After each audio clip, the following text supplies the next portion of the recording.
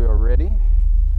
I apologize for the delay with the fire alarm this morning, forcing us to stand outside in the cold. How silly. I will call the meeting to order at 9:40. We have a quorum, correct? Do we have a quorum? All right. Okay, I guess we are ready. I apologize for the delay. Fire alarm this morning, forcing us to stand outside in the cold. How silly. We have a different system here in this room compared to the Capitol. We don't have the fancy touchpad technology. So, we need to turn the volume off. One moment. The audience is saying we can hear the interpreter twice. So.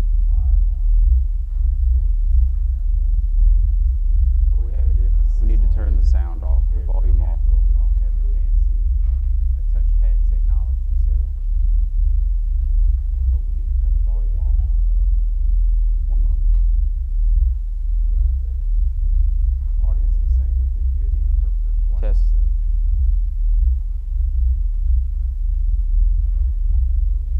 We need to turn the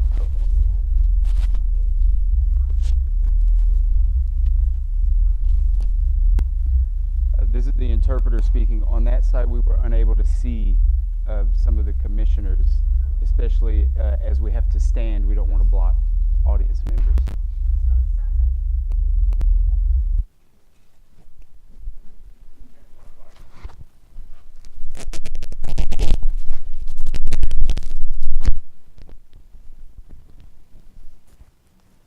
Testing, testing, testing.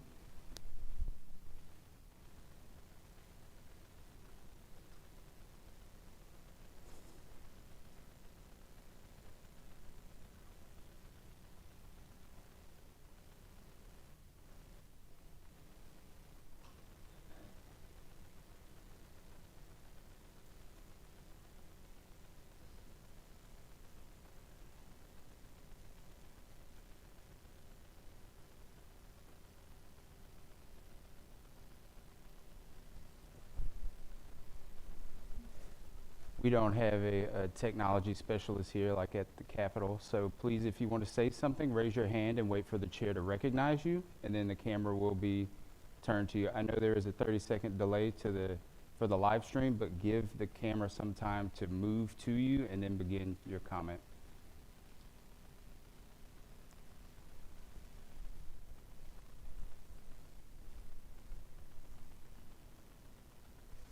Okay.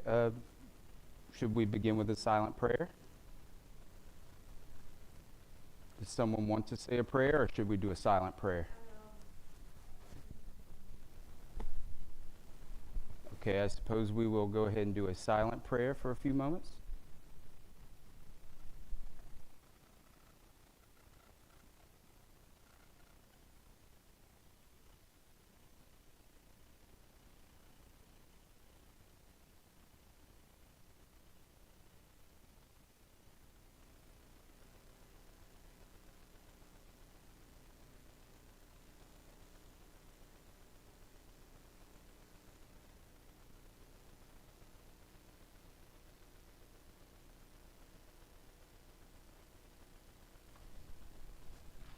Just a few more moments of silence.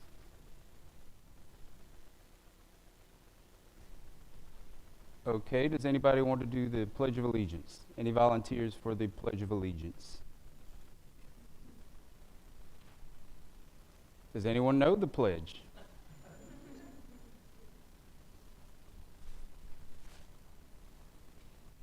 We have a volunteer. Come on down.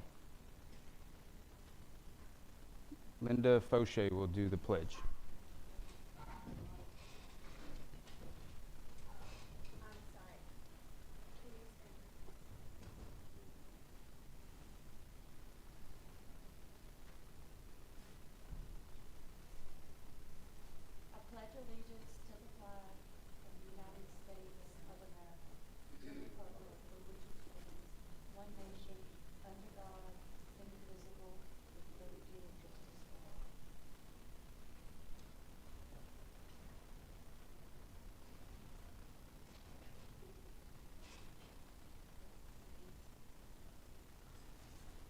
Okay, Commissioner is speaking. Thank you, Linda.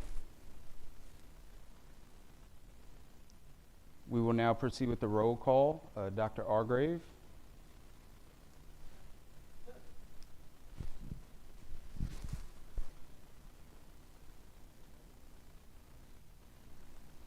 Do I need to wait for the camera? Dr. Natalie Delgado is not present.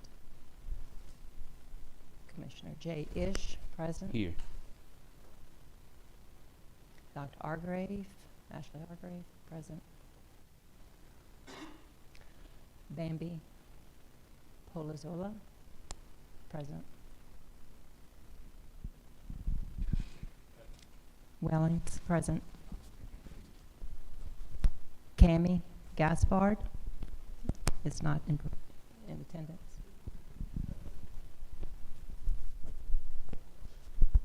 Denise Crochet, present. Dr. Megan Wimberly is not in attendance. We have a vacancy for Senate, is not here. We also have a vacancy for Speaker of the House. Representative is not present. Sherry Crosby, present. Here. Meredith Jordan. Marissa Ramos, present. Here. Melissa Bayham, not present. Shauna Varner, Sajana Varna. Dr. David Martin, present. Sherry Powell has a proxy. Aaron McGee. Present. And we have Louisiana Department of Health, not present today. In total, we have 11 participants, commissioners, so we have a quorum.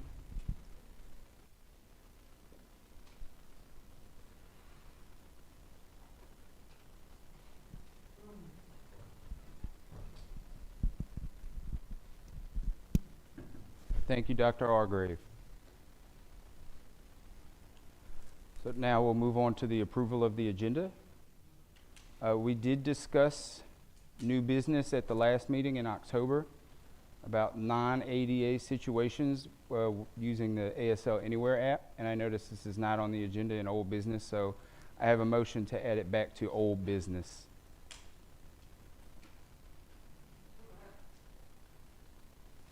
There is a 30-second delay in the live stream. Yes, Sherry?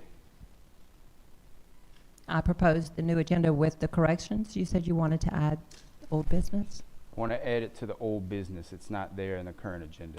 You need to add it. so I'll have a motion to add it to the agenda. Do we have a second? Seconded by Denise.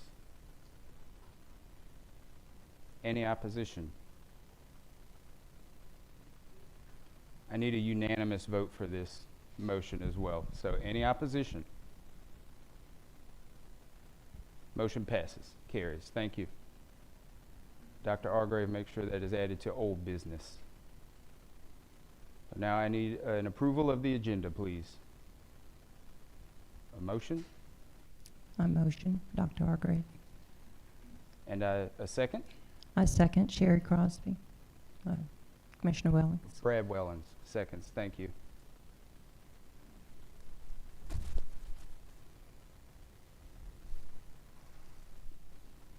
I need approval for the minutes for the October meeting, please. We already have someone who informed us that there was a mistake on the minutes, so I need to make changes. So do we need to say what the changes are?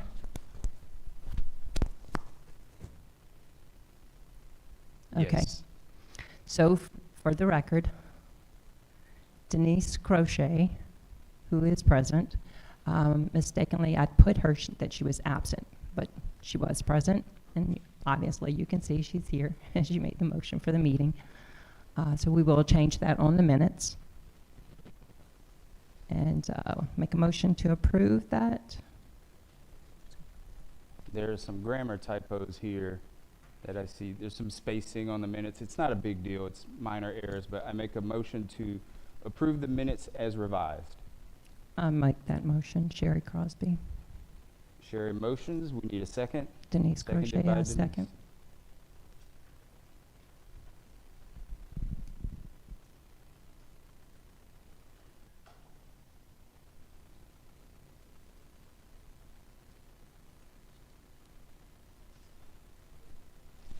We'll start with Glenda Fauché. Please come forward.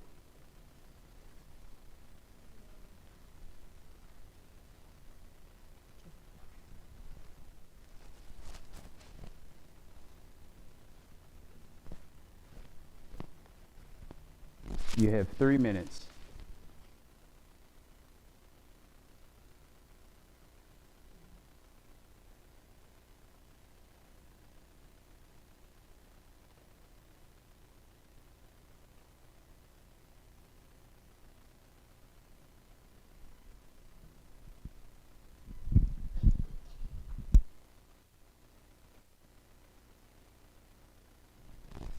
Thank you for letting me address you.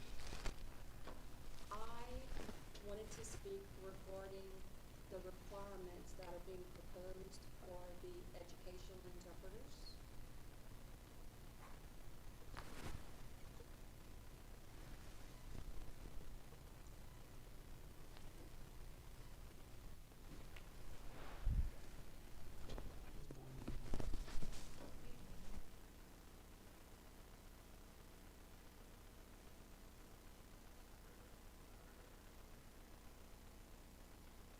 Well, that's what I had agreed to at first, so sorry. I'll just SimCom. Okay. Okay, sorry.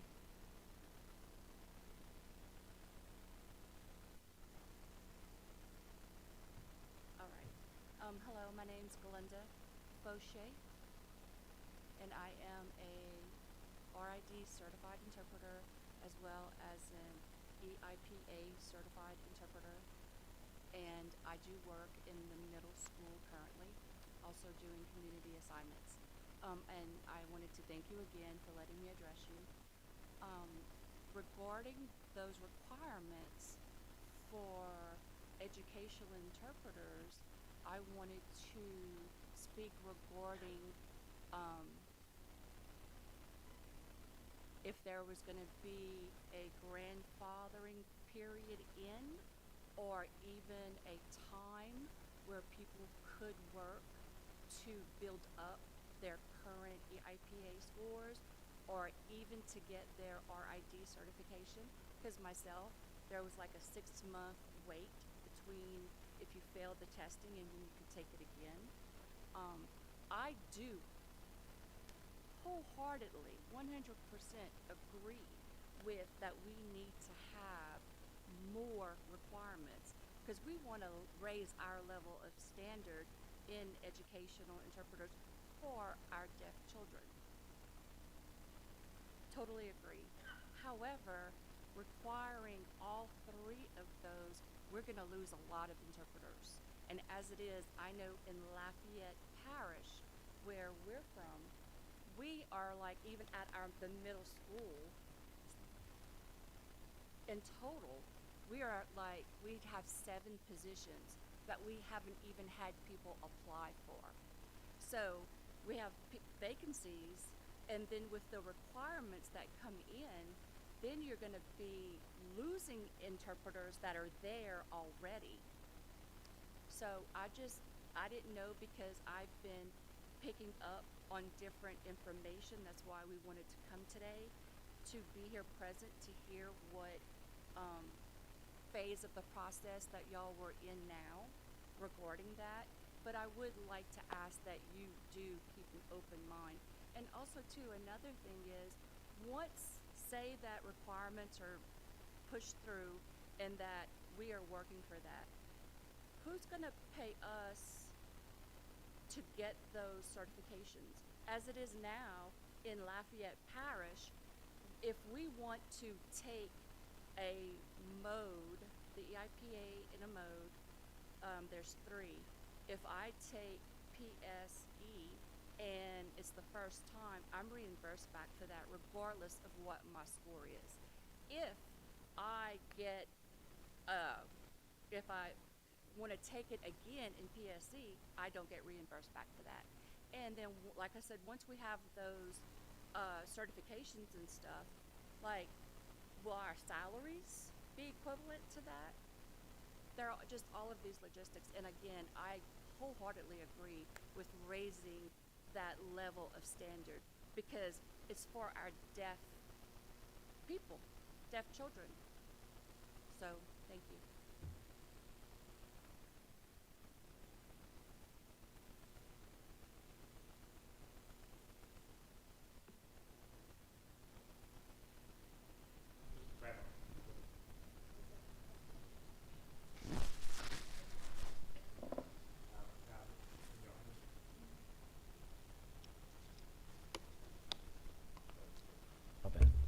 All right, now can y'all hear me?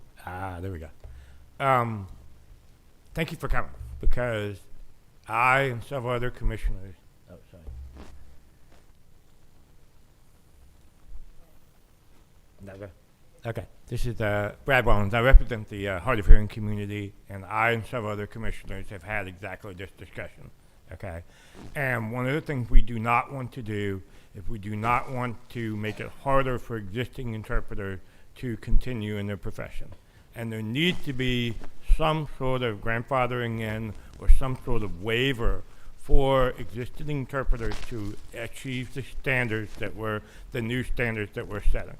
Because in some ways we're creating a barrier for services to the deaf and even for other people to achieve that level of a job performance. I mean, you could have someone that doesn't have the education and needs to go back to school to do that. And there has to be an alternative path, you know, that's separate from just these strict ways of doing it. In fact, I know that the national certification requires a bachelor. 4 years. If you've been out in the workforce for any longer than a couple of years, there's no way that you're going to be able to go back and get a bachelor's degree. There's not. I mean, let's be honest, you know. So there needs to be some sort of alternative path to allow interpreters, particularly in education setting, to achieve that. That's something that this subcommittee and this ad hoc task force need to address. I mean, I agree with needing to set the standard, but that actually should be the standard for going forward. Because we do not have enough programs for interpreters in our community colleges right now.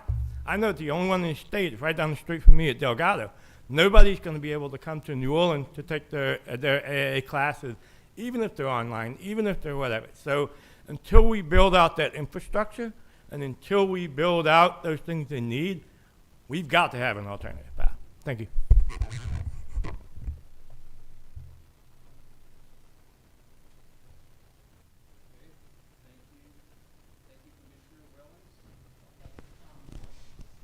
We have a comment from Commissioner Martin.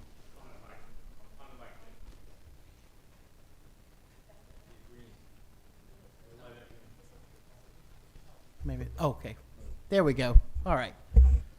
Sorry, I'm not the most technically savvy of commissioners. I believe in looking at the guidelines, there is a grace period in the guidelines through a provisional certificate. So the provisional certificate, I believe, is good for 3 years. It's non-renewable, but it's good for 3 years. So the provisional certificate offered through the Department of Ed would allow 3 years for the interpreter to meet the level.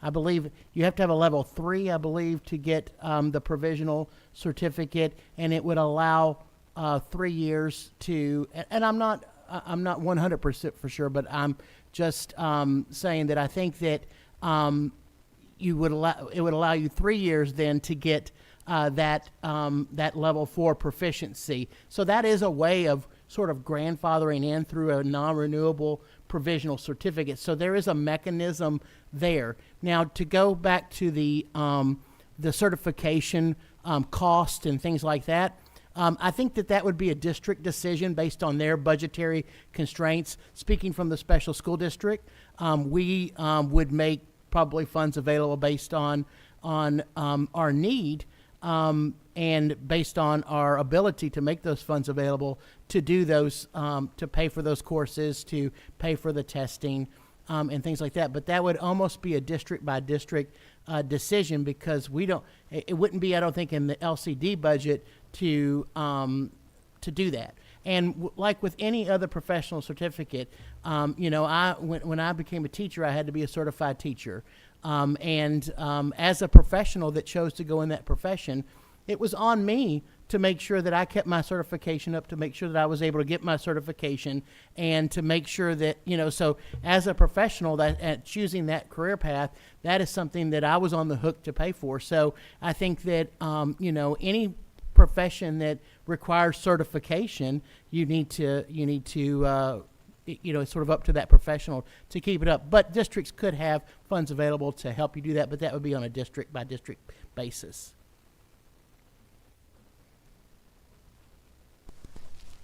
Okay, thank you. Thank you, David. So we have that on the agenda for today. We will hold that discussion for now so that we can move on. We did lose 40 minutes today, so we need to get going. We have another public comment from Brandy Bordelon. Please come to the front.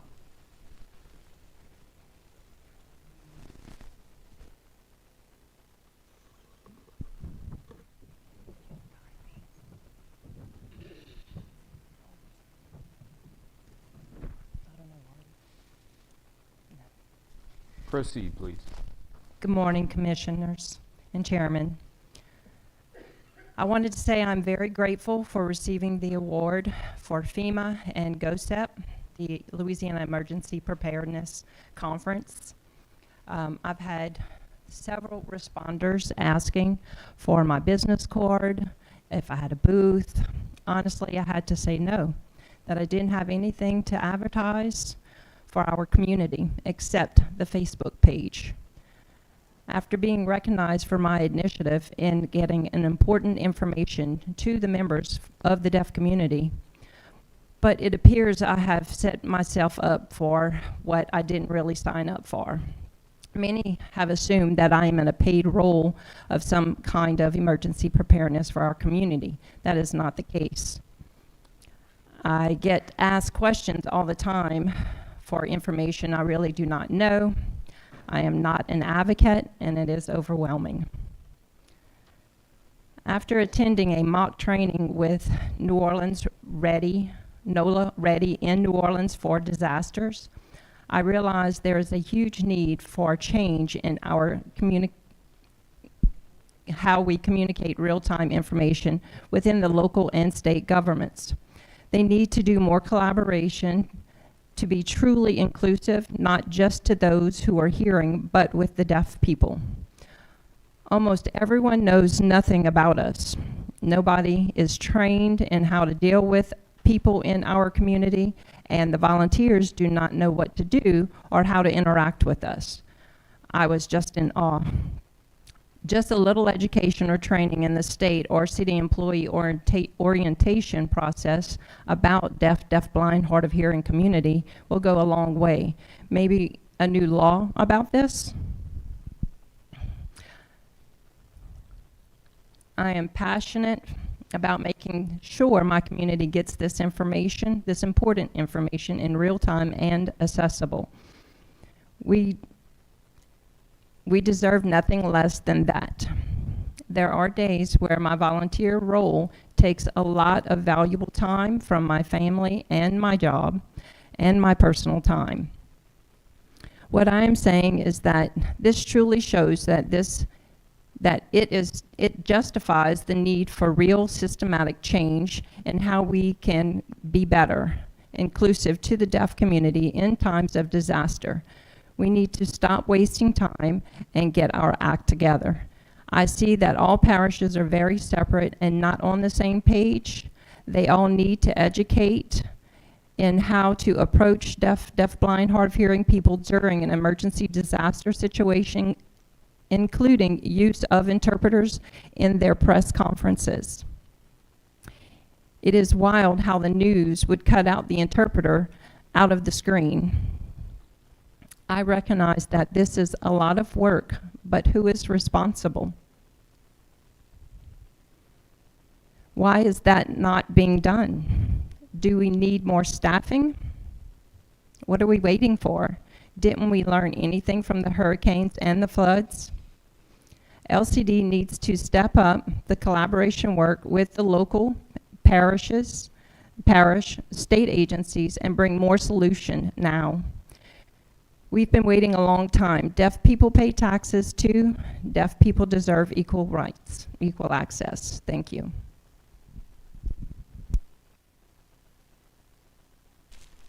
Thank you. Thank you very much, Brandy. Okay, I do have some great news that the video is now caught up. There shouldn't be a delay anymore.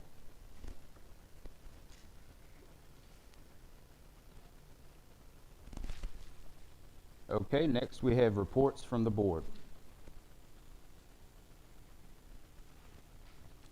Natalie is absent today, so I will give my report next.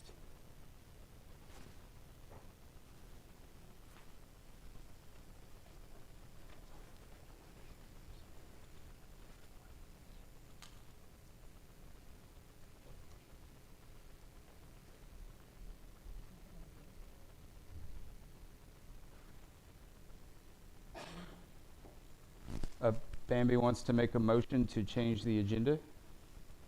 Go ahead.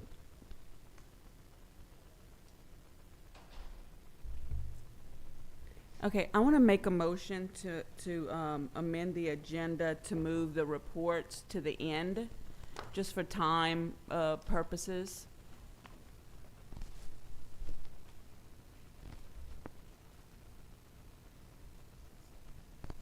So Bambi moves to move reports to the end, and we have a second from Dr. Martin. Any opposition? Seeing none opposed, motion carries. Okay, moving on, I guess we will start with the director's report then.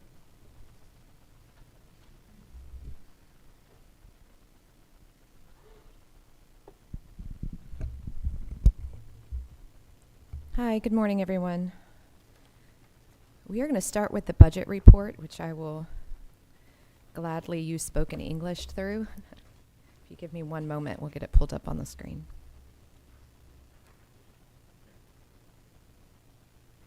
For the commissioners in your folder, it looks like this, but we will also pull up the PowerPoint in just a moment.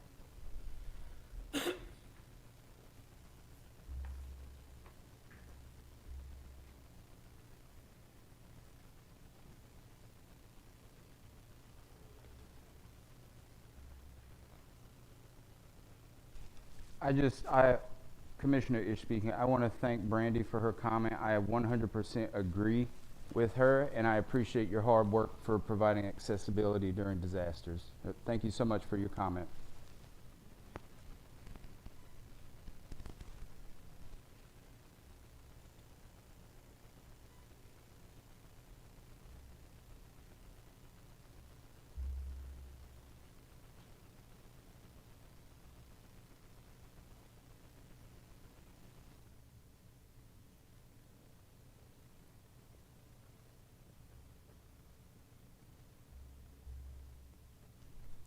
It appears as though there is a delay, again, just not as severe.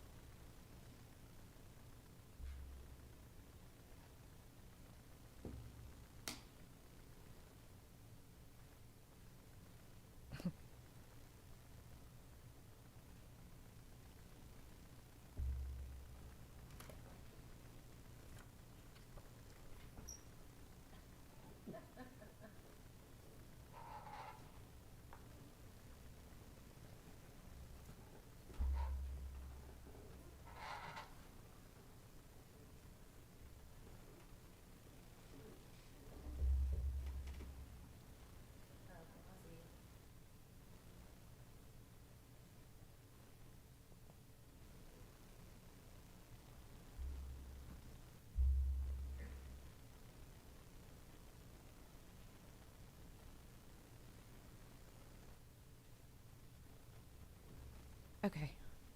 Well, I keep moving around a bit, but I think I'll get started.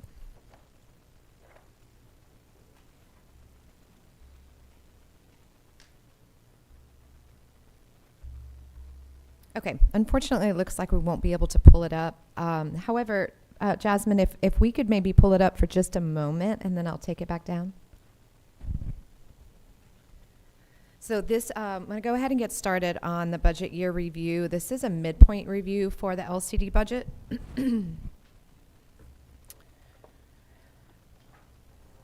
On the first slide, which when they do pull it up, I will stop speaking for a moment so you could take a look at it. Every quarter we look at the revenue that has been collected through the telecommunication tax and the comparison for the last 7 years. At this time, year to date, is $691,696.10. That is the current taxes that have been collected since July 1 for this fiscal year. Our current year accumulative balance, which is anything that is rolled over from previous years, is $5,208,391,040. So that is, again, the revenue of the taxes that have been collected. Previously, the Treasury has told us that the first quarter is usually when most of the taxes are paid, so we should actually see that number likely jump up at the April report.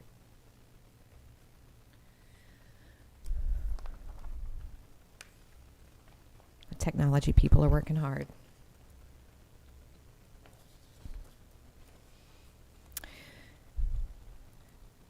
For commissioners, the next paper on in your packet does show our mid-year projections for the budget. I wish I could show you guys. It'd probably be a little bit easier to see. In salaries right now, we do have a variance, a surplus of a little over $100,000. The reason for that is some delays in hiring. There are additional positions, such as the executive director right there, that have not been filled. So we don't anticipate using all of that budget line right now. The projection looks like there may be a little over $60,000 left on that line at the end of this year, by the end of June, due to some of those delays. On the next line, other compensation, you'll actually see that we are over budget by a little over $20,000. The reason is we previously had a part-time employee on that. Her salary was being paid out of this line, who now has moved on to a full-time position. So originally, we had hoped to bring her on July 1st. She didn't actually come in till about November or October. So that was just her salary being paid off that line. We do not anticipate any other funds coming off that budget line for the rest of the year, since she has now moved to a full-time position. The next line is related benefits. Similarly, that is every civil service employee. This is not employees that we staff on contract. These are just civil service employees. Related benefits, insurance, health insurance, those types of things. We do anticipate having a surplus. I lost my spot. Having a surplus of about $12,000 due to those positions not being filled. For travel, right now, we have barely used this line. This is actually, again, just civil service employees, not those on state contract. And so that one civil service employee that's on this line just hasn't really traveled this year. So we have anticipated at this point, projected to have about, looks like about $12,000 left in that line. But I think she does have some conferences to go to later on this year. In our operating services, this line can include utilities, our phone, any sort of licenses that we need, like Zoom, for example. Right now, we have budgeted $6,000. We've already used $5,695 of that particular line, which shows us a projection. If we keep spending at this rate, we would go over budget by almost $10,000. This isn't a huge issue. I think it just got under budgeted on that line. And so we'll likely just need to move some money from related services that will have a surplus or salaries to cover that line. The next one is supplies. Again, we've actually barely used that line either. We just haven't really needed it. That would be the purchasing of paper and pens and these types of things. And so there is going to be a surplus of probably close to $10,000 on that line by the end of the year. Our professional services category is our largest category. And within that category, on the next slide, I actually have a breakdown, so I'll get into it a little bit more, is where the majority of our funding is, our expenditures are located. We have staffing on contract on this line. We have all of our regional service center contracts. We have all of our consulting contracts.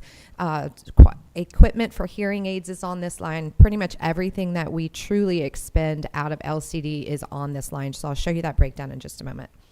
The next line is other charges. You will see there's actually quite a bit of money in that line. It's almost $120,000, but we've only used $253 of it.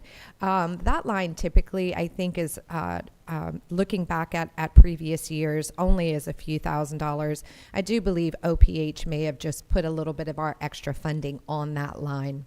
That's just where they chose to put it, but can be moved around if necessary. A lot of that is very technical administrative type fees. And the last line is our IAT expense, which is an interagency agreement. So for example, Office of Technical Support, we lease computers, office supplies, technology from them. This is also where we are paying for our new website we're building. This is the line where the interpreter registry went. Right now, we have expended a little over $45,000 there. We still have $65,000 left on that line. So at this point, we're actually projected to have about $20,000 left over when everything's paid for by the end of the year. So generally speaking, we are halfway through the year, and we have expended $86,000, excuse me, at the mid-year point. Our budget is $3,700,000. So we are actually a little under half at this point. This is through December 31st. Of course, there are invoices and stuff that have a little bit of a delay by the time they get in and they're finally submitted. You know, that'll continue to grow throughout the year. But at this point, it does feel projected wise that we are going to spend the entire budget. On the next slide that I have for you is our mid-year projection breakdown of our contracts. So again, that's that professional service line that is the majority of it. Was like $3.6 million. Like that's the big one. This is the breakdown of our current contracts that we have on that line. Excuse me. So our contract that serves regions 1, 2, 3, and 9. So that is the kind of the extreme east side of the state, New Orleans, North Shore area. That particular contract right now is about halfway through, have spent about half of their contract. They are projected to come slightly in under budget in the equipment distribution category. So for those of you, just as an update, we have 3 main services on that contract. Interpreting, whenever ADA does not apply, we provide some interpreting coverage for that. Telecommunications equipment, assistive technology, and then hearing aids. So right now, of those 3 categories, the New Orleans region of the state is coming in slightly under budget for equipment. So we will work with that service center just to make sure that they are doing appropriate outreach in their area, and that actually is meeting the need, is reflective of the need in that area. The next contract is for Lafayette Parish. They also have the same 3 categories. They are projected to come under budget in equipment as well. And also in hearing aids. However, they had a delay or a changeover in staff in that particular area, and it took a little while for them to get the new coordinator replaced. And so they're a little behind where they normally would be. But just in the last month or 2, we can see that they're trying to catch up. So this is just a mid-year point. Again, we will work with them, make sure that they're doing their appropriate outreaches. Excuse me for just a second.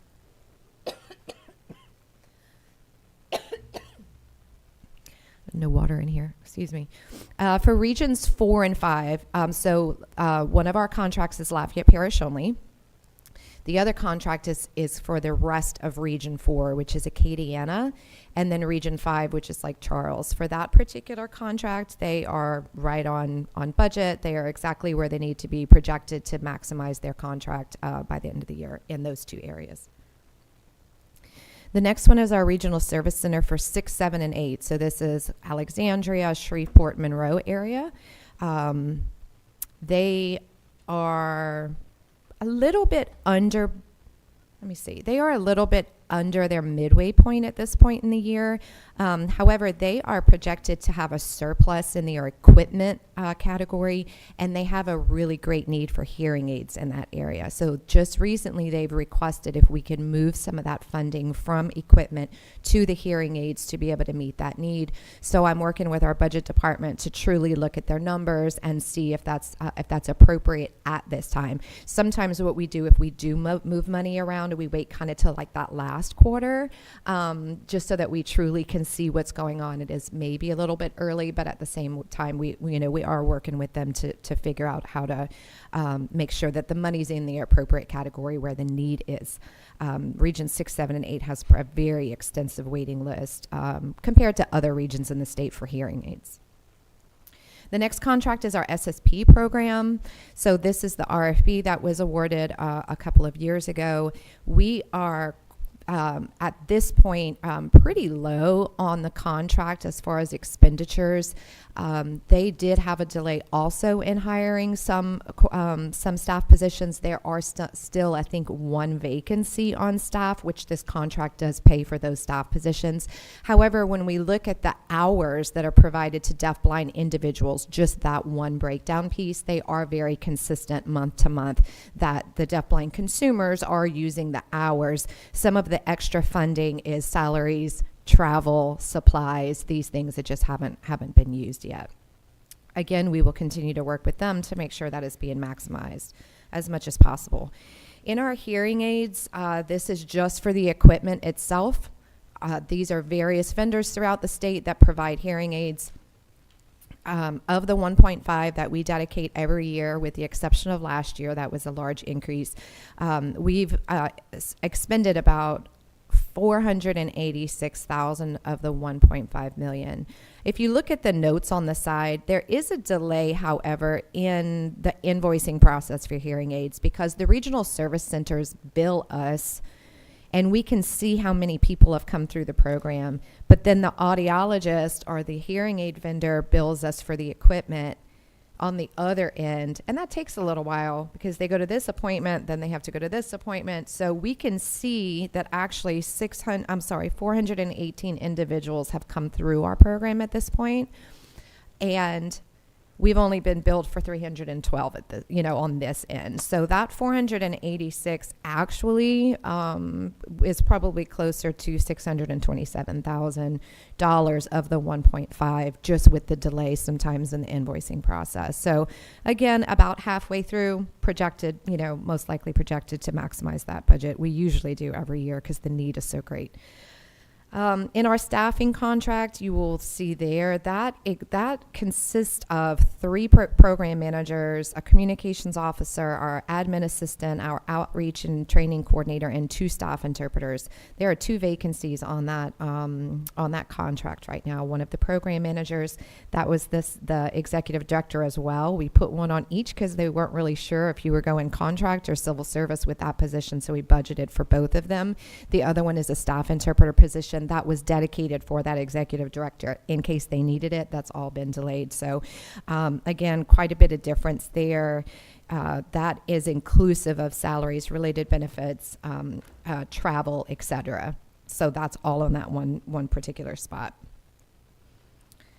Let's see. All right, LD2 program, that is one of our contracts with NV Strategies. That is our leadership development program that you guys all voted on. It's been a great program. It's actually going to be wrapping up soon.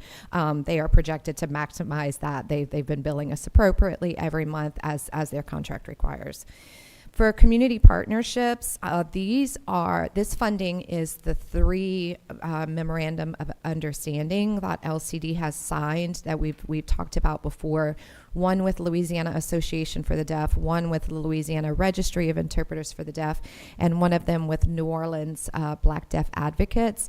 And those three groups, we have given up to $10,000 each for them to use for community trainings and professional development and these types of things. We've partnered with them to provide additional funding to help provide community supports. So of that, those were actually a little delayed getting through the process. So only a little over 6,000 has been built on the 30,000 that we've dedicated. But hopefully they'll work hard to get those trainings happening. And lastly, on this line is accommodations. So these accommodations for LCD meetings, for organizational requests, for commissioners, anytime there's an accommodation request through the LCD that under our Title II responsibility as a government agency, that's where this money is allocated. So we have 40,000 on that line for the year, and we have already gone over it. However, that is about the average of what we spend per year. Since July, though, we had one interpreter that we were paying on contract for staff on this line. That individual has now moved over onto that professional services category, and so we won't be paying him off that line any longer. And so this now will be more truly kind of reflective of external accommodation requests, if that makes sense. So the staff that LCD has are being paid through a staff interpreter now, and these are just accommodations for commissioners and these types of meetings. So again, if that goes over budget, we can pull from the surplus on a different line and just fill that. There shouldn't be any issues. And that wraps it up for me. If you guys have any questions, happy to take them now.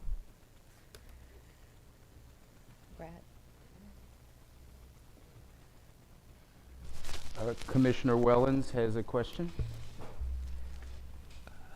Yes, Jana, thank you for that review, and it's good to see this over time and how this has developed in the I guess 4 years that I've been on the commission. First question is with the hearing aid program, what have we reduced the wait list? What's the wait list time? So I actually did not check it super recently. The last time I checked it, it was between 6 weeks or 2 months. Okay, and that's fine because it used to be over a year. Correct. We've reduced it to 6 months. We got it down to 3 months, and that's fantastic. It looks like we're maximizing out the hearing aid program and doing a really good job of getting those funds out. My second question is with regard to the community partnership and training. Is we contributed up to $10,000 per agency, so we don't give them the $10,000 up front. They have to provide the services first, and then bill us for whatever we do. That's correct. Mm-hmm. Great. Yeah, that's it. Thank you. You're welcome.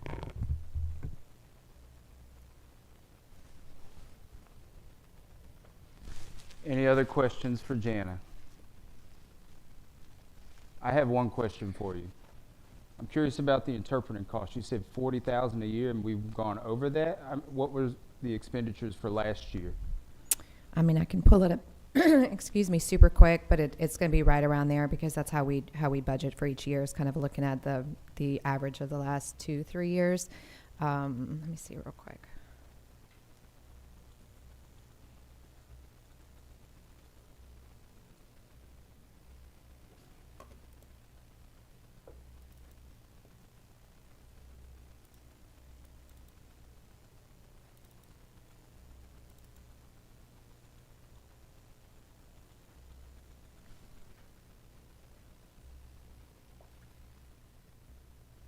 Trying to remember which document it's on. Hang on.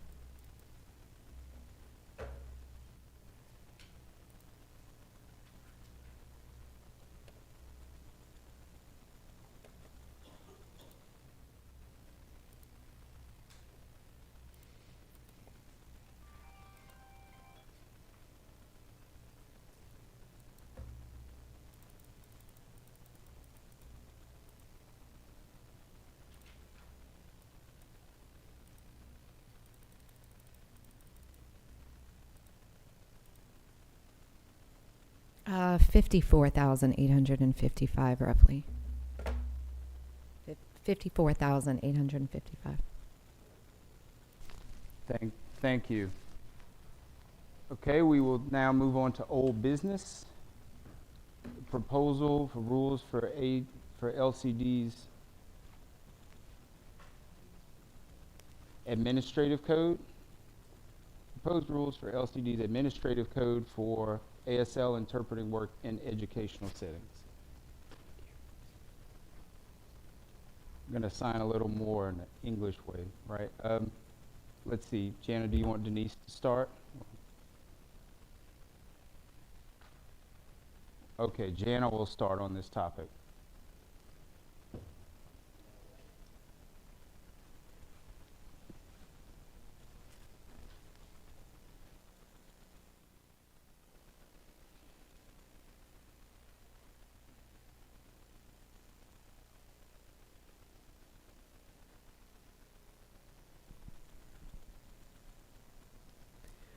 That item on the agenda is related to interpreters working in the K through 12 setting.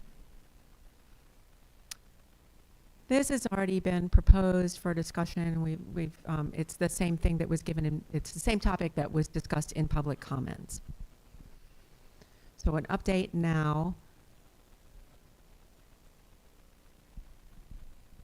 The report is finished, and we've already sent it to the Department of Health, to LDH team, to the development team, and they're done. So we're waiting to hear back from them.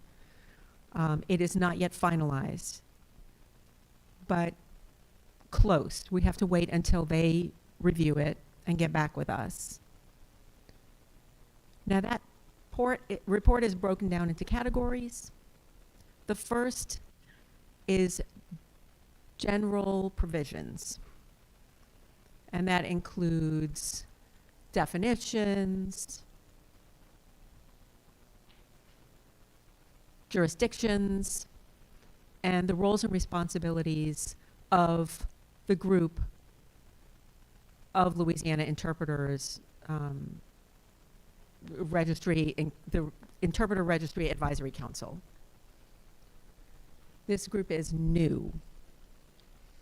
So the name again is the Louisiana Interpreter Registry Advisory Council. So that group is under the board, and this group is specifically for interpreters. We have not recruited anyone for those positions. It's just that this report discusses their roles and responsibilities. And those people will be professional interpreters. We'll have at least one deaf person in there, and they will review and make recommendations to the board. It's the same concept as the ad hoc committee that's already been established and working on this, but it will be formal and ongoing, a formal and ongoing advisory council, because the board doesn't have all the expertise. So we felt it was best to delegate that to interpreters to make recommendations to the board, who will then give the final vote to approve different things. So anyway, again, we have this in draft that expands about who that group would be. There's there's not any strict qualifications determined at this time, but we expect that that group will consist of people who are responsible for providing a formal report to the board every quarter. And so we can expand later on those roles. The second category in the report is general registry and renewal for registration. For the interpreter online registration, what they need to do to fill that out, how to register, what that looks like, and what renewal looks like as well. So that's in the report. Fees for registration, what the cost will be, how much that will be. Right now, the fees are up to $50. Nothing over $50. We looked at the Department of Ed, what their application costs are, and we just followed suit. So everything is under $50. Policies and procedures for declining or suspension or revocation or other disciplinary actions. There's a section on that. So suppose an interpreter does something egregious, would we take their registration? Would we decline their application? All of that is listed out. That's in policy very clearly. What could cause some kind of penalty or suspension? So, and also the process and what that would look like. For example, the advisory council will be collecting information and reviewing it and investigating and then make a recommendation to the board, and the board will review all the information and make a decision and take action. But that's just an example, that all of that is clarified in the report.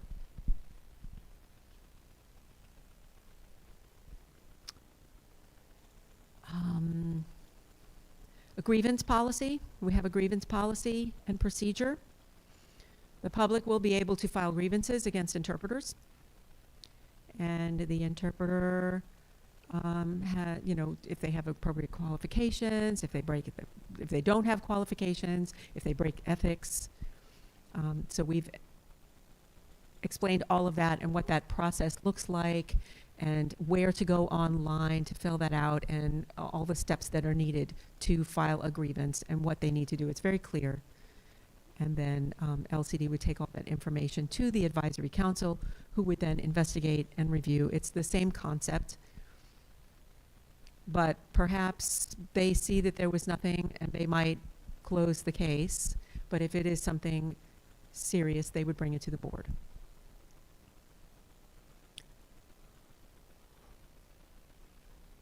We also have appeals. I'm not sure what to sign for that. But I don't know, appeal, can we apply for appeal? I don't know, like, I'm not sure how to sign that concept. But there's also an appeals process, and the board makes a decision on that. They can decline it.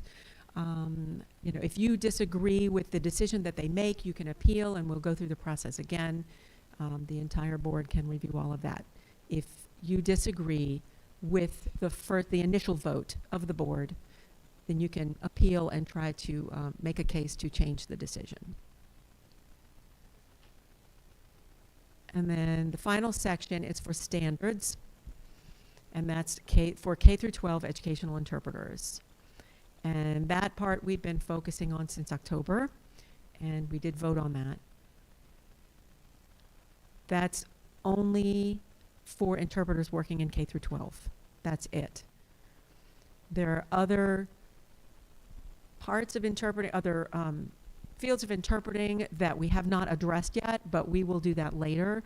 But right now we're focusing on K through 12, and we'll get to the other fields of interpreting later. This draft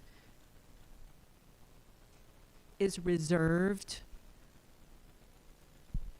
We will look at the other fields of interpreting later, and we'll be able to apply this draft for those fields. Right now, this draft is for K through 12. And we have quality standards for interpreters, what qualified means, renewals, requirements, the process, what all that looks like. And that will be able to be transferred and applicable to other fields. So now I want to go ahead and mention that part, because I know we need to open it up for public comment about that. So I don't know, I know that, sorry, the public comment that was made earlier address that. And so we're waiting on legal. We have not sent it to them yet. That's still on hold. However, we will be sending, once you've looked at it, from October till, they've already said. We want to get with LDOE, and when that gets close, we've already discussed with LDOE and the Department of Health, and how we can transfer that responsibility from the Department of Health from LDOE to the Department of Health. And, you know, what do we do with those people that already have certification from LDOE from way back? Do we continue that? Do we grandfather them in? Like what? And again, this is only been processed through the Department of Health. We have 2 thoughts. People who are currently working there that have licensures that have expired, they can be renewed if they meet the new standards. I mean, that would be up to, it depends on the renewal time when the person needs to renew. I mean, if you just got your renewal, then it's good for 5 years. And at that time, you would have to meet the new standards. However, we recognize that some people maybe, you know, like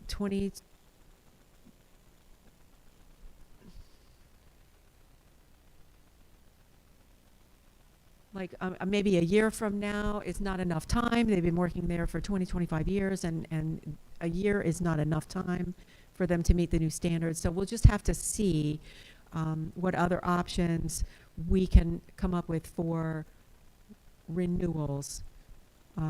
Maybe they can renew with the old standard, and then the next time they renew, they can meet the new standards.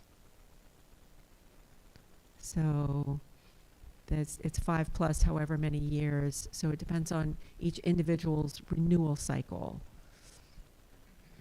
And I see Jay looking at me. So I'm just saying, you know, we do have options. Rather than grandfather them in, grandfather everyone, we want to give people time to meet the new standards. But you decide. The board decides. This is just the recommendation from different people that have experience in a variety of roles in this field. And so there's going to be definitely a transition period for the interpreters, because each interpreter's situation is different, how much experience they have, maybe they're close to retirement. So we need to consider all of those. It's really important we do. But I want to remind you that this report, we do have the option to request for a waiver or an exception. Just as an example, if you plan to retire in 2 years. You know, you going back to college? No, I don't think so. That's doubtful. But you can ask the board to consider your specific situation. We can do it that way. So that's all in the draft.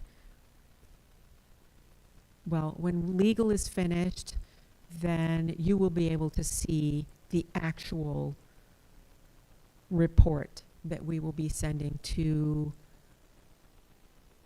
the state registrar's office. And so you'll be able to see the final draft before we give it to them. Okay? I know that was a lot, but I think it's important that you have all the information. So any comments or questions? Commissioner Ish speaking. I have a question for clarification. Clarification about the year and the transfer policy. I recall that you said it was 2025 for current interpreters, right? Or no, 2025 for new interpreters, 26 for current interpreters. Is that correct? Yes, thank you. Yes. So past October, yes, we voted for 2025 for new people, new hires, people who start July 1st of 2025 have to meet the new standards. But this year, we haven't said anything about that. 2025, ongoing, people who are hired to come into the field, want to work in education, need to meet the new standards. 2026, everyone who has been in the field and already had certification need to meet the new standards. Now, with COVID and everything, there just hasn't been enough time, and the Department of Education has been considering that. Department of Health has been thinking about that as well. And so we need to look at renewals. That's a better idea, with consideration for people who perhaps 2025 doesn't give them enough time and they need a delay in satisfying the requirements, we need to provide a variety of options. So yes, we initially said 2026 last October. But again, this is just a recommendation. It's up to the board. So the current version does not include that 2025 and 2026 timeline for the new interpreters and existing interpreters. What is there now? So when you read it, it's actually a little bit of both, renewal time and then after 2025.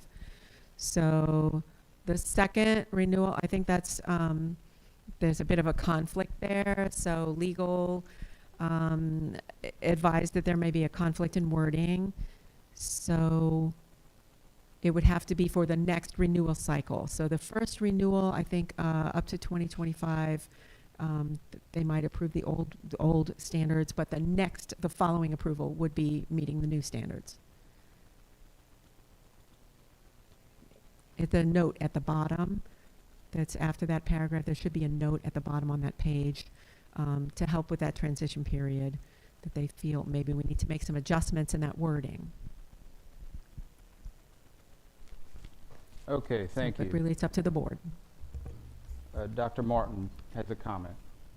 Okay, so I'm just a little confused about who is going to handle the licensure process once these new things go into effect, because I was under the assumption that the Department of Ed was going to issue the licensure for the K-12 interpreters, but then I heard something about the Department of Health in there and that they're transitioning it over to the Department of Health.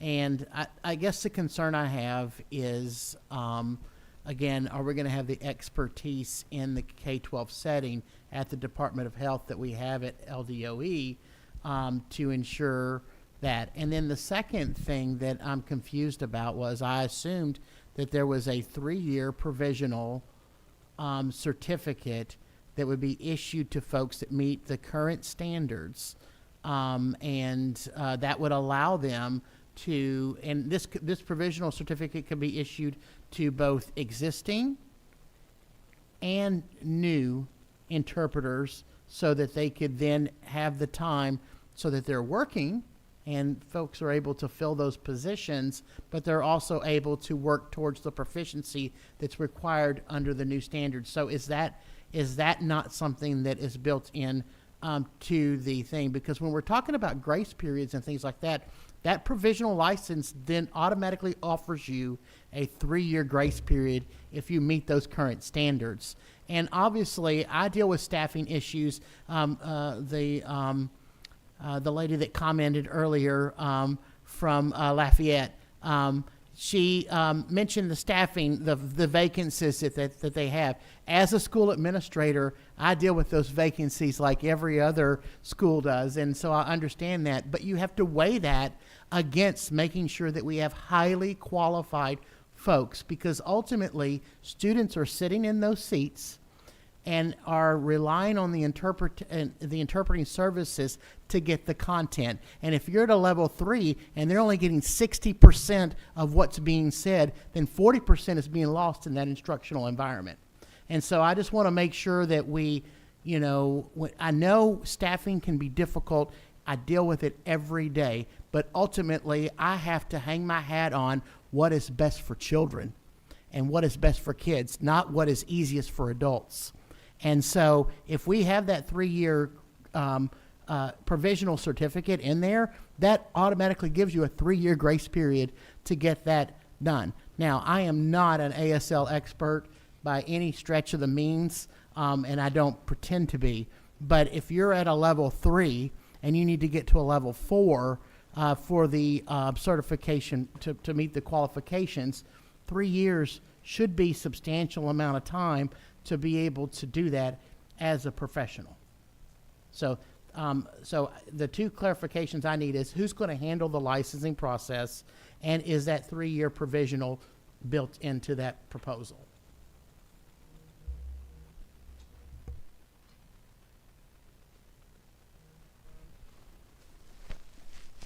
Great, thank you. Thank you, David, for your comments. Meredith, you had something to add?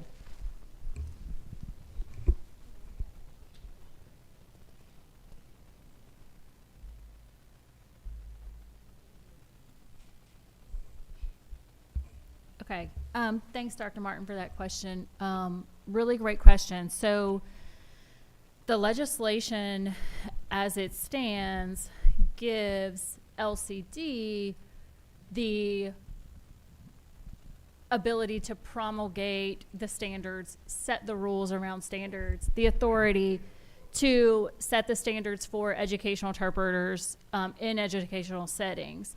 What that means for LDOE is we will continue to issue a license based on the standards and the approval and working with LCD to say this individual has registered, meets all of the qualifications set forward in their standard.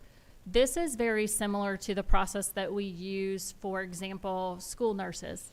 So when you go to our Bulletin 746 and the certification requirements for a school nurse, it says refer to that set of rules by their licensing board. That is the same process that will happen here.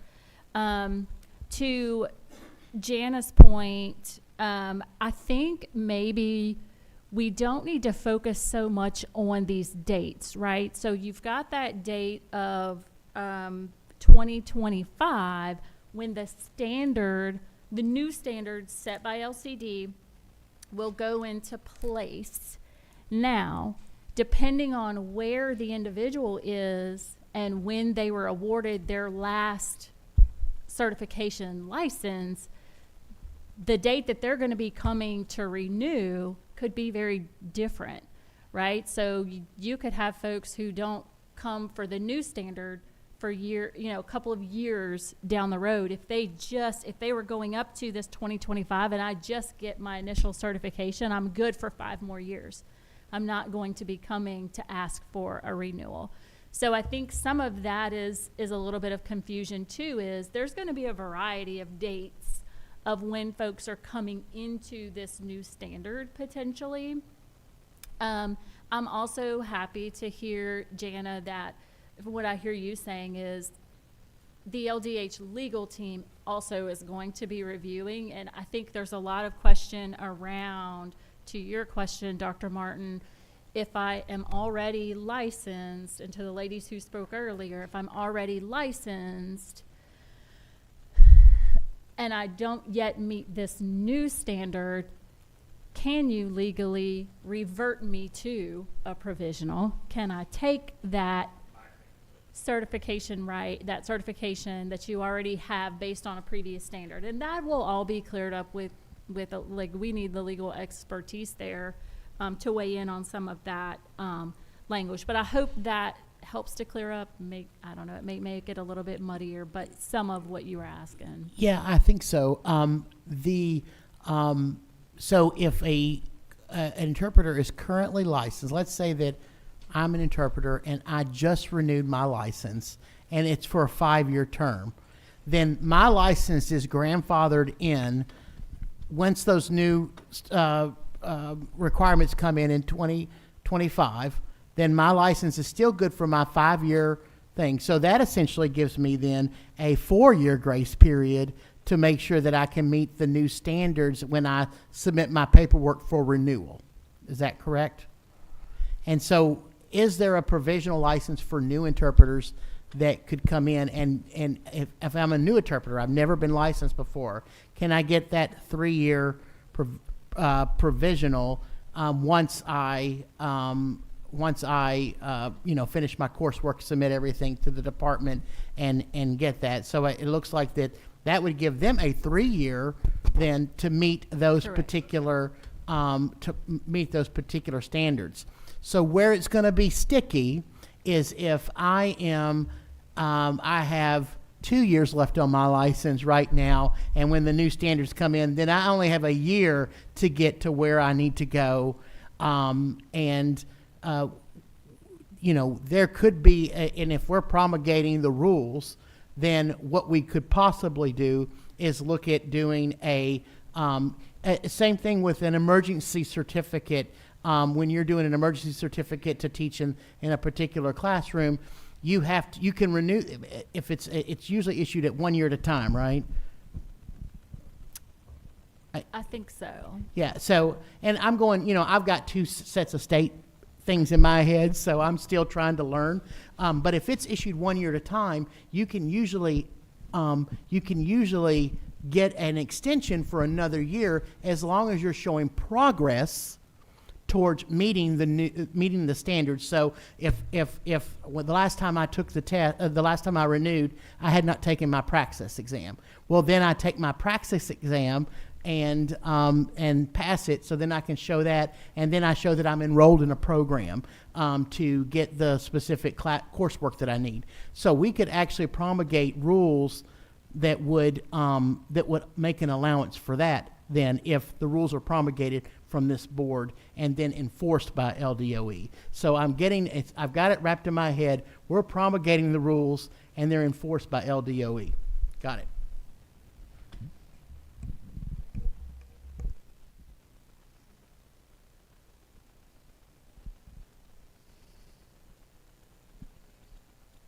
Yes, so what you're asking about LDH previously, you were asking about that. The commission under LDH, the commission as they are under LDH. And my concern about that is the expertise. The Department of Health is not able to do that. They don't have a body of people for oversight, and we are better prepared to do that. But we are under the Department of Health. So technically, yes, right. So the new advisory committee will be who will help us determine appropriate qualifications, appropriate meeting of the qualifications, and then they can advise this board to finalize the licensing board, to finalize it for the licensing board, right? See, it's a similar concept for the licensing board, and finalize or approve or deny the people who are applying. LCD staff, of course, will follow policy. We will collect applications, make sure people are on the registry and following the rules that have already been established. So we will check all of that off and make sure that all of that is running smoothly. We need to back them up with people who meet the policy so that we can go ahead and check that and make that easier. If for some reason clearly they don't match, then it's a very quick denial. It's a very quick process. However, if there is someone who is more like maybe a character issue, or they have an arrest record, or some ethical grievance or something, then we will bring it to the board. The advisory council will bring it. We will bring it to the advisory council, who will bring it to the board. That's how the draft is written at this time. And the Department of Health being over us, they're looking to us to manage it. The Department of Education will honor us as we will them. So we will work in conjunction. Well, so does that clarify that? Yes, thank you so much for clarifying. I needed the edu speak so that I could wrap it around my head. And then Jana, you did a great job as well so thank you, Meredith and Jana, for clearing that up for me. We just need to make sure that we balance the need in the classroom for high quality interpreting services with the need for staffing, and making sure that we don't want to take anybody's livelihood away if they've been interpreting, but we want to make sure that it's high standards.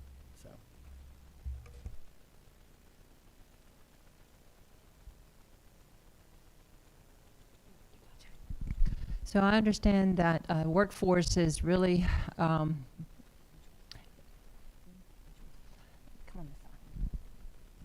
in short supply, And so I'm understanding that the interpreting workforce is in short supply, and then there's the investment where we are now. So it's really important that the school district and they step up that pay for those interpreters. It's really important. You can't pay them as paras. We also have situations where you have interpreters, teachers who are treating interpreters as a para. They need to work together as a team to provide FAPE, free appropriate public education, and that's why we're here now. The system is not investing in our deaf children for at least 30 years, and that's why we're here now. So it needs to be fixed, and I understand that we're concerned about the workforce and the lack of interpreters, but meanwhile, deaf kids are waiting. They're drowning. The data shows that 70% of deaf kids are language deprived, 70%, and I think that's criminal. I'm trying to be very optimistic about this process, to see the interpreters go through the standards. They get a higher rate of pay. Again, my 2 cents. Thank you. And like Dr. Martin, I do not pretend to be an expert in interpreting or interpreting services. However, I will say as an administrative law attorney that I have a couple questions related to how the statute and how the administrative law. And Janet, you can clarify this. These are draft administrative regulations, yes? Yes, okay. Who has the authority to approve these administrative regulations? This body, yes? Subject to approval by the Department of Health. However, the Department of Health is looking to us for guidance in this, so they will very likely take just about anything that we approve, yes, okay. So then LIRAC is an advisory body to this board, right? Will be, right, okay, they will be once this is approved. Okay, so that means that this board essentially had the de facto authority to approve any administrative regulations regard to interpreting services in educational settings, yeah? Okay, just clarifying that. And in the statute, it says that the Department of Health, as represented by the Louisiana Commission for the Deaf, this is what I meant by administrative authority. That is what gives you the power to promulgate regulations as set out in the statute. Okay. Dr. Martin, did you get your question answered as to whether DOE? Okay, great. Thank you, Ms. Jordan, for clarifying that with the how this would work.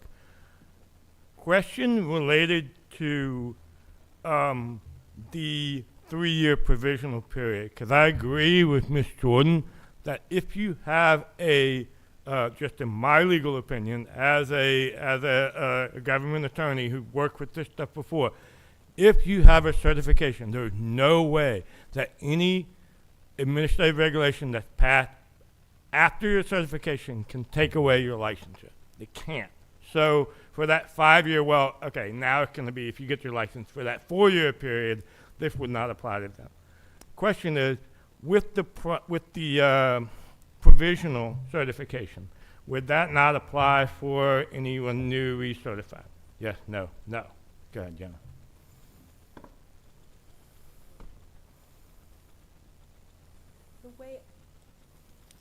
The way I understand it is, and the way we've been advised about this, is because you mentioned that someone with a certification, you can't take that away. But understand that the Department of Education gives that certification. The new law takes that away. So now LCD has established a new one. So we're not taking away anything. It's just not there anymore. No, yeah, you're right. We're not taking anything away. That's what I was right. Go ahead. told. Yeah, I didn't make that decision, but that's how it was explained legally. They said it's, the new law replaces the old one, period. And, we did compare the old one to the new one, and that's where we are here, trying to figure out how to transition all these people who historically have been under the Department of Education to the Department of Health under LCD. So it's a new historical moment that we're trying to figure out. The old certification, we're not taking anything away. We're leaving those until they expire. And the Department of Education is fine with that. They can leave those. They can leave the old ones until they expire. And again, that's just the recommendation. I do want to mention about the provisional for new people coming in. Yes, we do have that. That's up to 3 years. So it seems the big concern, the professional concerns are that, you know, people who already have those certifications from the Department of Education, we're not doing anything with those people. It's how, you know, they have, what do we do them? They need to meet the standards moving forward with their renewals. But currently, you know, maybe someone later who came and say, you know, you can't revoke that, you can't do that. Well, okay, but so far it seems that, you know, it's not there anymore. The old one's not going to be there as an option for them anymore. We're replacing it with a new system. So we'll have to see what they say. Okay, appreciate that. So 1 second. Very complicated topic. Thank you. I have a few questions, and I just wanted to mention that I do agree with everyone saying that we need higher standards for the educational interpreters, and that's clearly obvious.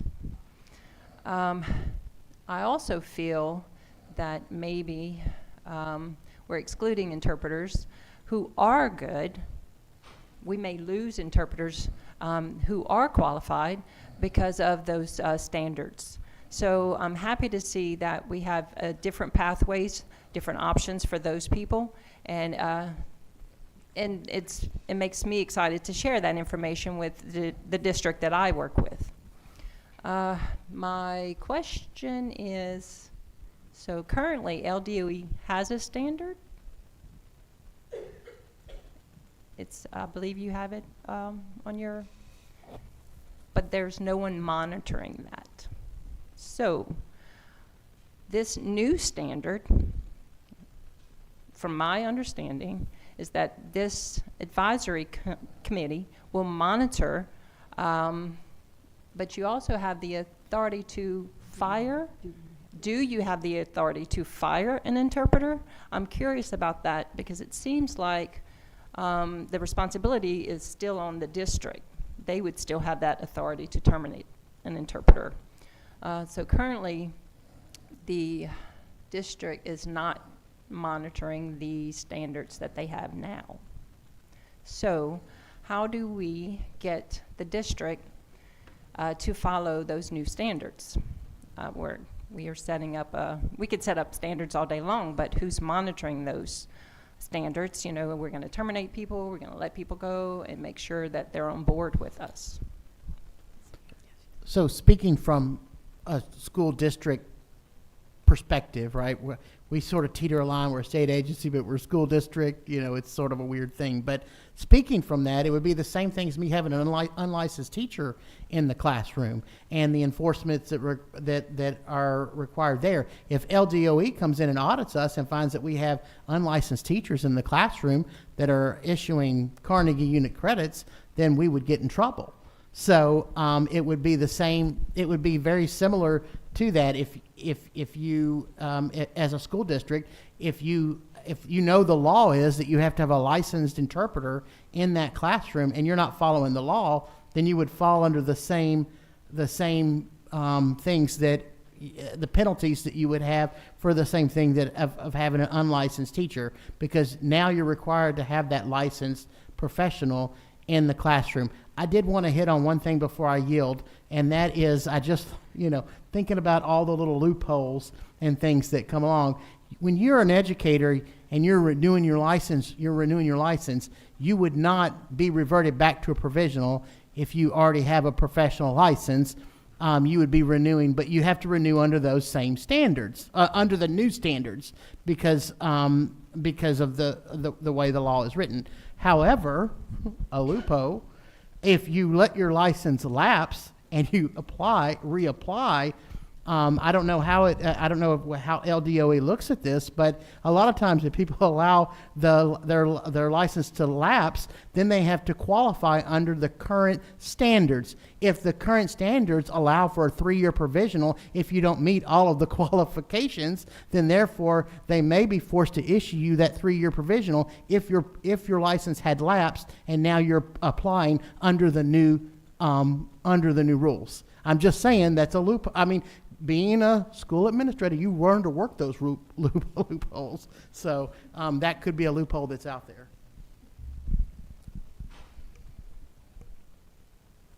Ashley? I guess, so currently the standards, what I'm saying is there are current standards that no one's following, and we have districts that are not following the standards. Second, what about the contract interpreters? Right now, my worst interpreter that may be out there is a contract interpreter who is working through an agency and not meeting the standards.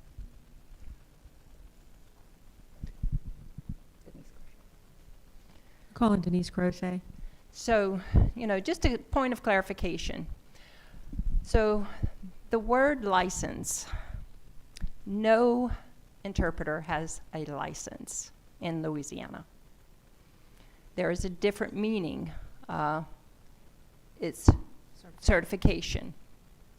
So, and you add to that certification that's given by LDOE, and then you have the ancillary certificate by LDOE, and that's all they're offering from LDOE right now.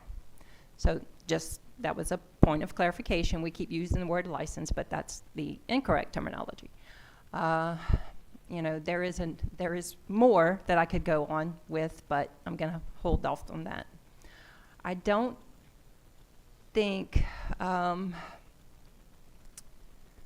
you have all these interpreters who are working in public schools, and they have no certification. They have nothing from LDOE.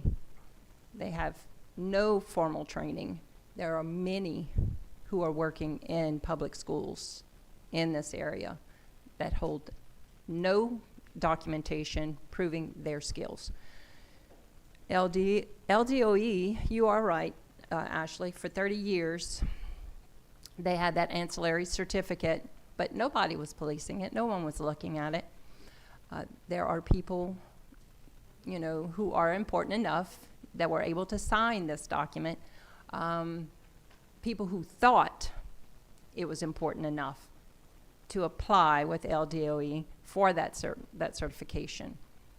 Those interpreters are the ones that are motivated. They want to follow those requirements by LDOE. But then you still have no one policing it. And this is all over, a lot of people ignoring that. And they're still working in the public schools, interpreting. So it's not, I use that word loosely, interpreting. For this new standard, we are trying to force this, some standards for all, but it's not going to be, there's still going to be those interpreters who don't care, and they're still going to interpret in those public schools. We don't want that anymore.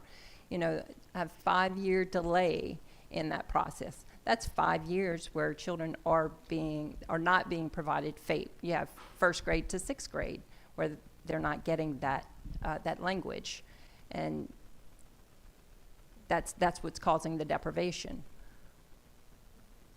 I worked in education all over for many years, 25 years in education.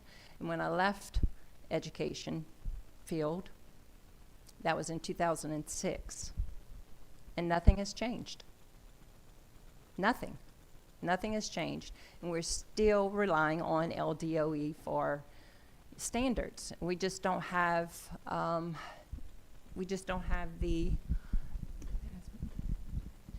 I've got too many people feeding me. So right now, the standards need to change. It's very frustrating, and we are struggling, and there are many that are resistant with the standards. And you have many people working in schools, 20 years, 23 years, who have complained and said they don't want to follow the new standards, they don't want to do the new standards. Well, then they have to go. Those are the people that have to go. And I really think about the future of our deaf children in a public school, and we can't afford to ignore them anymore. And I completely agree with Jay. The kids are drowning, and it's just not right. It's not equal access. It's not even close to equal access. You know, I think there's a lot. I'm disappointed with the resistance. I'm really disappointed with that. You know, we're providing a 3-year path, a grace period, a provisional, or, you know, they can work to meet that standard in the local schools.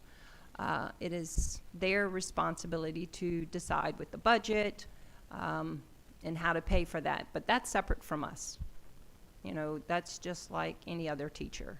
You know, teachers, nurses, speech therapists, pathologists, OTPT, it's a requirement, except us, interpreters. Because children aren't important, Jay.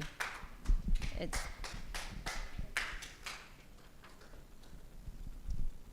This is Jay. Honestly, if the school district doesn't have enough interpreters, they need to send the kids to the deaf school. I mean, it's pretty simple. Yes, Sherry?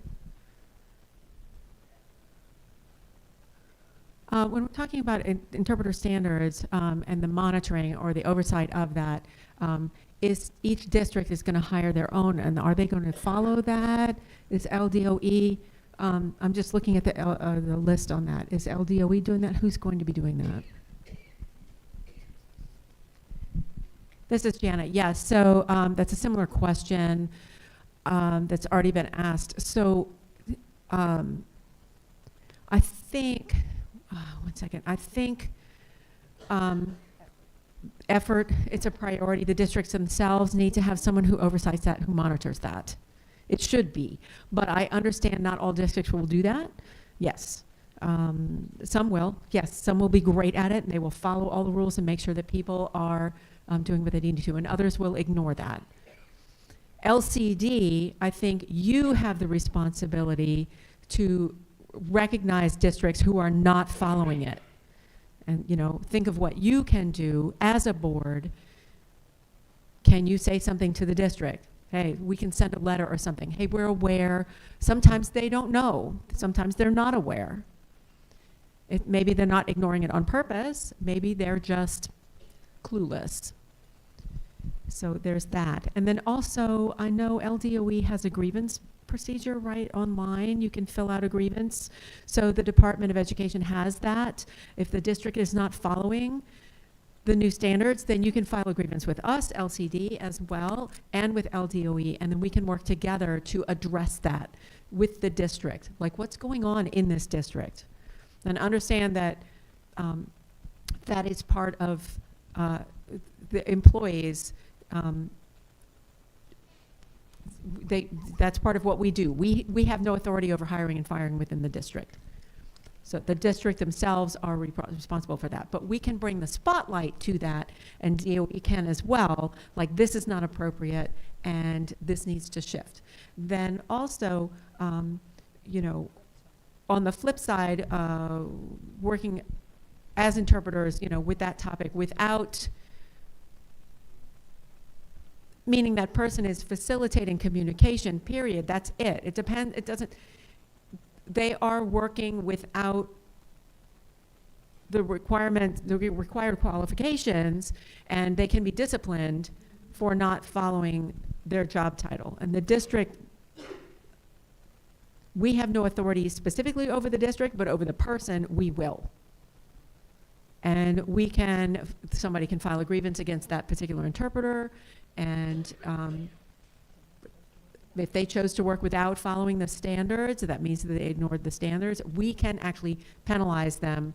We can do something against the individual. So we have different routes. It depends on what they're doing and who's responsible for overseeing it. But the disciplinary action can be taken over the person. The district, I think we can just raise awareness for the district with the Department of Education, and the board can take action publicly against that district if we want. I don't know. There's a variety of options. But I hope I'm not misspeaking. One moment. We need to. My comment was the same concept with what Janet was just saying. So when the board is ready, I would love to help out with drafting an email for different districts, maybe offering a training, a webinar where we invite interpreters from all over the district to attend, not just interpreters, but administration from different districts to join and talk about the language deprivation. And I can comment as a speech pathologist who's in a classroom, mainstream, deaf school, and different situations, all types. I see with my own eyes the horrible this situation can be. And I would think that if we really explain to those people who have no idea, who have never met a deaf person in the past, I think they would at least be aware. But anyway, so the board is ready. When the board is ready, I would like to make a motion to email or do a webinar of some sort.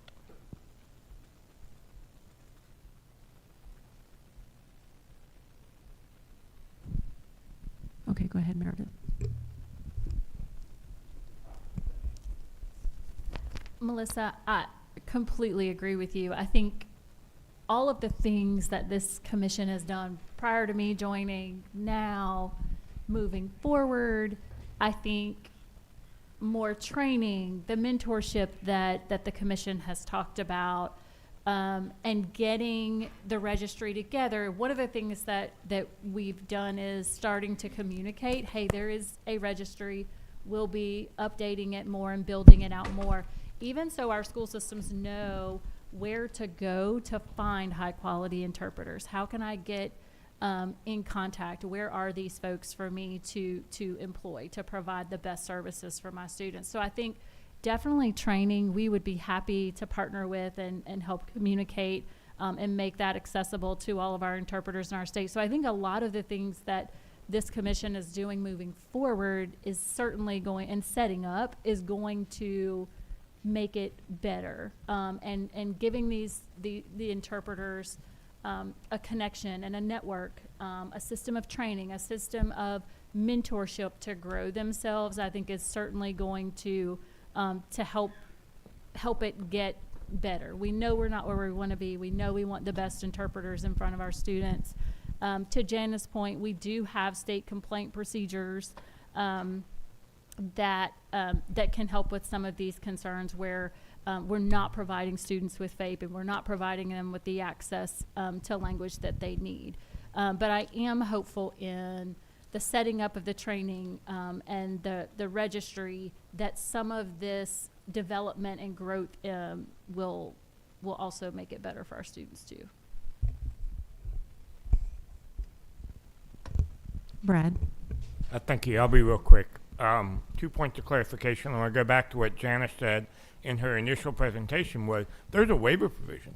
There's a way for people that meet some interesting standards, that have maybe long experience, or if there's a school district that needs interpreters quickly, there's a way to get them there, and that is right in the authority of the board. Yeah, the Board of Commissioners to approve any sort of registration or licensure or certification. And then the last point is on certification. Yeah, this is very similar to a teacher certification. However, the way that we're using certification is very equivalent to licensure in different professions, and that's why it's in this particular point of the statute and of the administrative regulations. It's very similar to, as an attorney, you have to be licensed, or as a teacher, you have to be certified. It's a similar standard, and so we need to understand that, yes, they attain their certification, but then they have to have that certification to practice their profession, which is the exact definition of licensure in the state of Louisiana. So we'll continue this discussion as it goes forward. I think there's a lot of good points that have been raised. Thank you.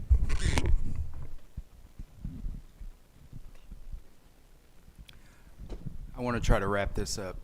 Commissioner Ish speaking. I know a deaf teacher from Gallaudet University that has spoken about deaf history, especially from Martha's Vineyard. There's a special form of sign language in Martha's Vineyard from the 1600s, where all the hearing people on the island were able to sign. And that they established several schools for the deaf where they taught sign language. It was in 1880. And they set up a new rule where they had to do oral at the Milan Conference, where they stopped using sign language. So that language deprivation has been going on for some time until sometime in the 1940s when they realized we needed sign language again, which has then been developed. So the IDEA law was passed in the 70s that said we have to have a less restrictive environment because it's hurting our deaf children to put them in a mainstream situation with just lip reading. And now they have cochlear implants, and the technology is trying to catch up with the social situations. So our children are still language deprived. It's terrible. We're ruining their lives. We have a lot of discrimination lawsuits for not providing enough interpreters. The Supreme Court has said that we cannot sue for discrimination unless it causes physical harm. So it's like society has forgotten about deaf people. They forget about us all the time. Hearing people don't think about deaf people at all. We're just more of an afterthought. That's why this commission is so important. That's why we're underrepresented. We can't rely on the deaf community to always advocate for us because, just to be frank, they don't know how. But this commission is so important. We have to put our foot down and say this needs to happen. Okay.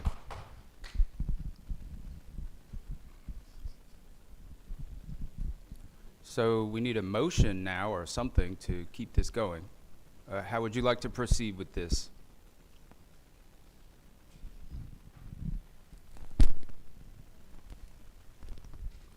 We added revisions, we added lines for 2025 for current interpreters, or 2026, 2025 for new interpreters, 26 for existing interpreters. Do we want to move that timeline? How do we want to approach this?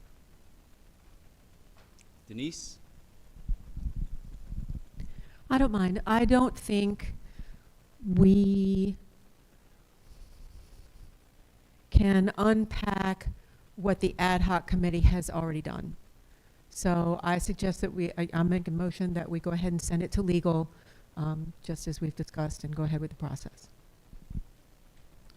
I second Commissioner Ish. Denise has made a motion to send the draft to go ahead and submit it, and I second that. And Sherry seconds. I thought Janice said she'd already sent it. I'm just following my notes. This is Jana. Yes, it's already been sent, but perhaps there'll be some back and forth with that department. See, Jana gave me these notes. Just following the notes.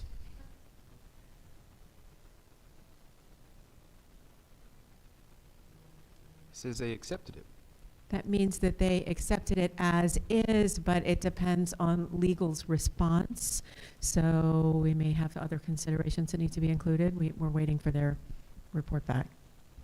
If there are no changes right now, we can leave it as is. I don't know.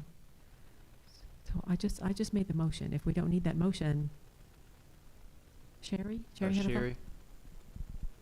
Sherry Crosby. I think we should leave it alone and see if legislation passes or not, and just leave it.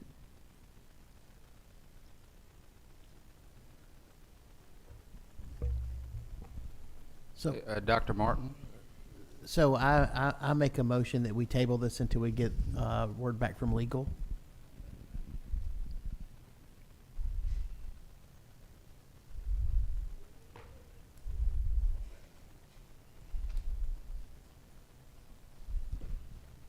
Okay, I suppose it, we'll table this until we get a response from the legal team. This is Denise. Basically, that's what I meant when I said leave it alone. Okay, I suppose that we will move on from this line item. We'll go ahead and take a short break, a 10-minute break. We'll come back at 11:40.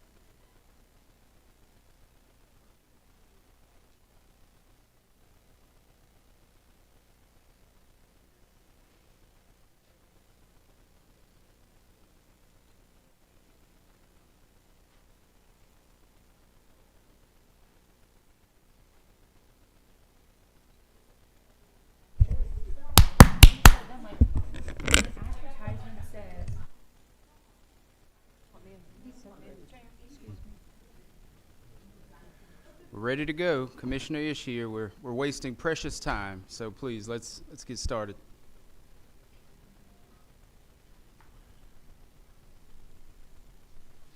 Everyone ready? Okay, we'll move on to the next item on the agenda. Ad hoc committee for sign language interpreters in court settings. Jana is going to provide an update on that.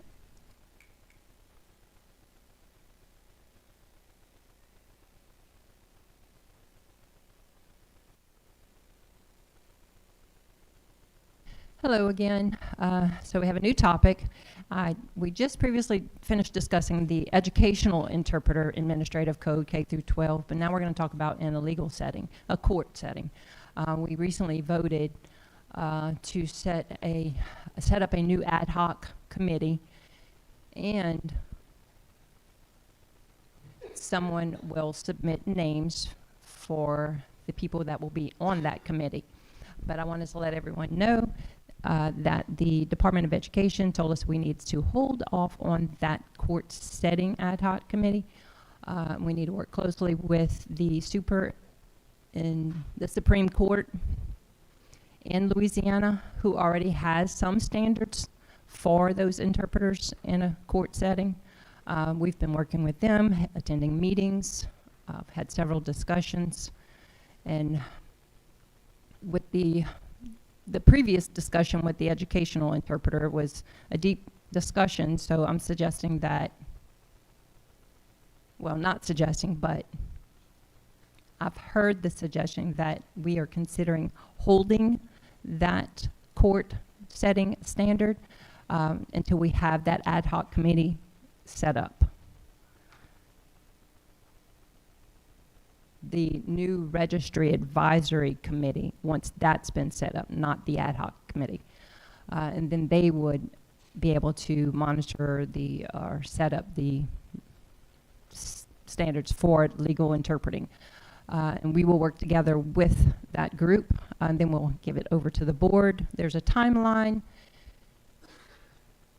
I'm assuming, I think maybe fall of 2024. I'm expecting fall 2024, so we may have to postpone until the fall. If you decide no, we go ahead and have an ad hoc committee set up for the legal court interpreters, or we can wait until the registry has been set up and allow them.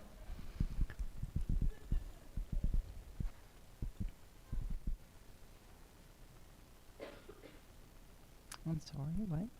I missed something?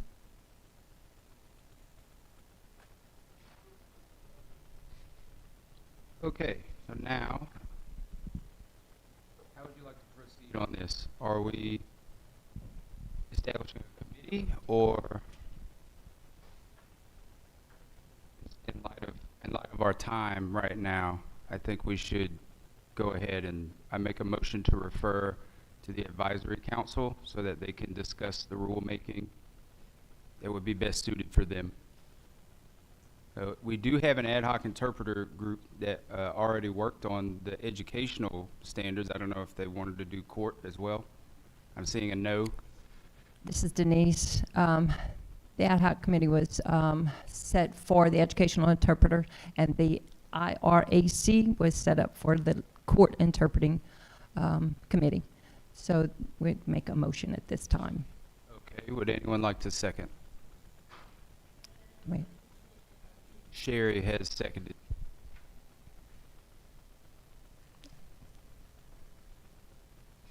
Perfect. Any opposition? Oh, I forgot. Do we have a full quorum here? Do we have quorum?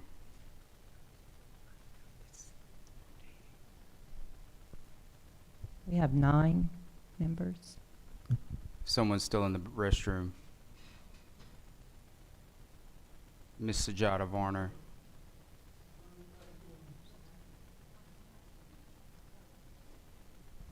He may be out in the hall and talking.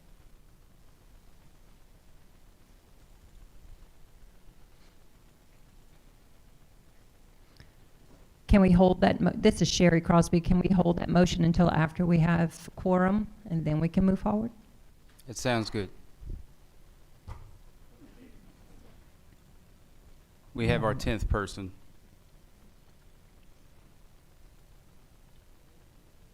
Okay, the motion on the floor is to refer this discussion to LRIC as they establish a committee to discuss ASL interpreting administration code for interpreters in the court settings. Sherry has seconded. Any opposition? Seeing none, motion carries. Moving on.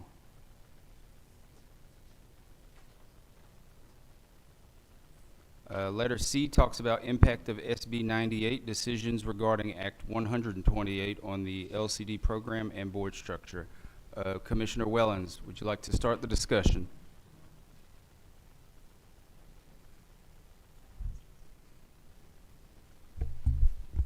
Yeah.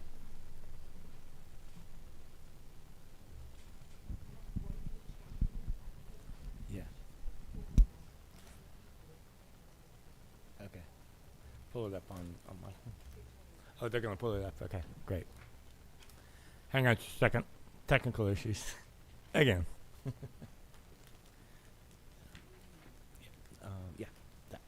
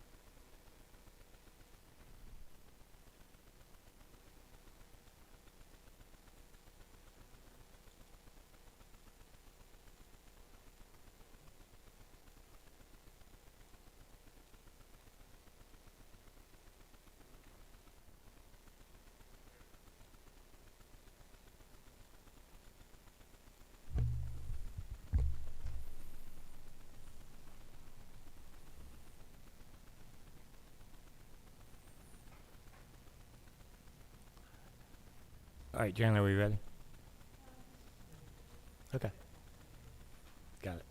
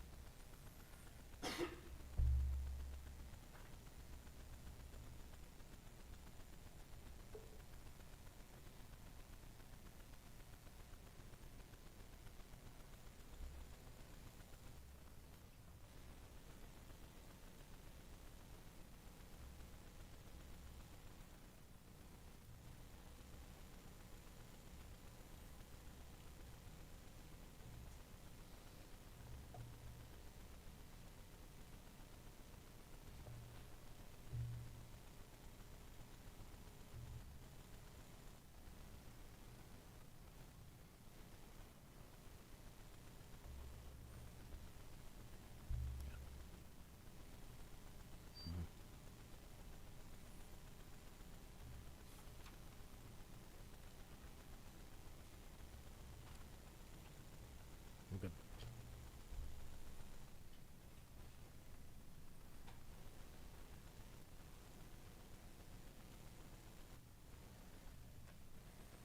Okay.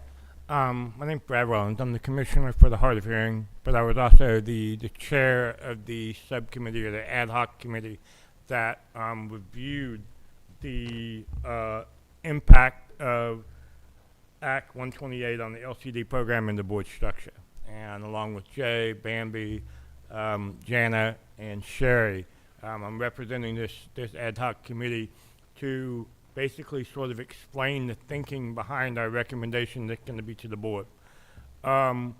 If y'all remember when interview strategy presented, I think it was 2 meetings ago, about the that we developed this whole statute. Yes, we got that passed.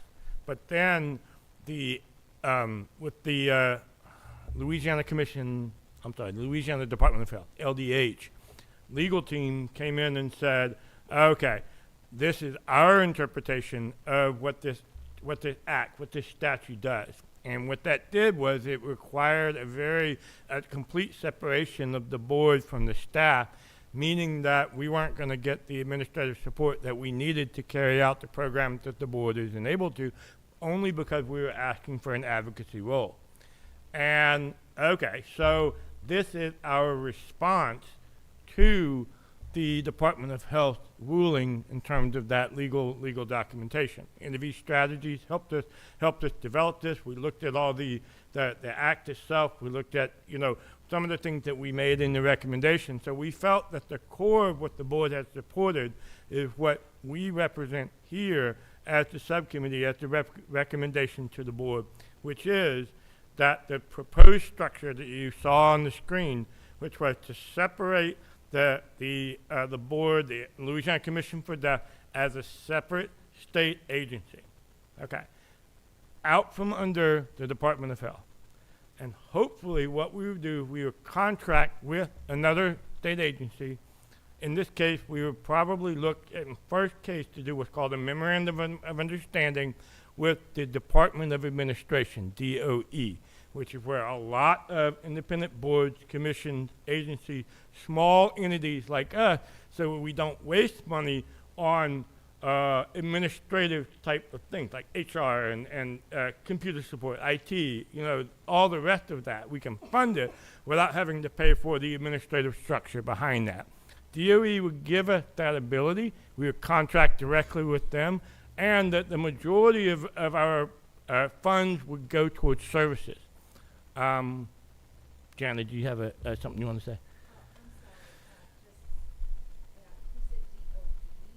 I'm sorry, DOA. Sorry, yeah, my bad. Department of Administration, DOA. And I guess I'm carrying over from having this conversation with David about the role of DOE, but no, that would be DOA. And that DOA provides that service for a lot of small agencies and boards and commissions and things like that. So what this would do then is to give LCD an independent status to allow us to advocate for the community like y'all have been asking us to have this role for a long time, and the ability to have our programs and oversee our programs the way we would like them to be overseen without having let's be honest, interference from the Department of Health in terms of how they see the program should be done. Most of the time they leave us alone, but there are some times in which the Department of Health has, I'm speaking as an advocate here. I'm not speaking as a Department of Health employee, and Janet's just going to be quiet. But, look, it all joking aside, this would allow us to have a little bit of both, okay, that we would not waste funds on establishing a completely new agency, but we would have the independence of being out from under an agency because the DOA is not going to tell us what to do. They're just going to say, okay, we have a contract for this, we have a contract for this, we have a contract for this, we have a contract for this. Boom. You guys run you hire the employees you want. You do all this, just follow the state law, we're fine. And that is basically the recommendation. And we feel like that it would streamline our services. It would allow us to be more effective and efficient in putting more of our money towards where we want it to go, and having, as Jana says, having the employees to do and execute the decisions that the board makes. I'm going to stop there and let any of my fellow subcommittee members comment and add anything I missed. Thank you.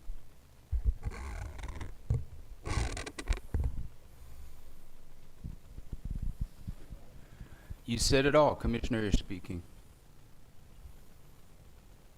Really, honestly, I started as a commissioner almost 8 years ago, and I was wondering, why is the LCD under the Department of Health, right? It's a medical-oriented perspective that they have. We need to get away from that. And I was told that we can't, that's not feasible. And now 8 years later, we're finding out, yeah, we can become independent. We don't have to have a middleman in between us and DOA. So we have legislation that's been submitted now for the Senate and the House, and I hope that people shows up to support that. We had a bill with Lead K in the past in 2018, and not many people showed up. We were talking about sign language and speech therapy and all. Well, we did have a big turnout for one of the meetings, so we need that again, so that this group can become independent.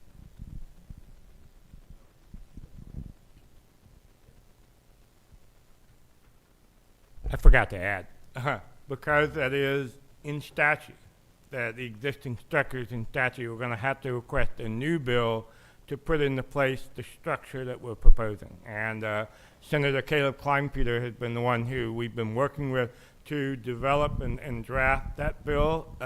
Correct me if I'm wrong, Jay or Janice. Has that bill been drafted? I know it hasn't been dropped. In other words, it has not been put into, because we're not in session. Okay, the bill's right here. Great.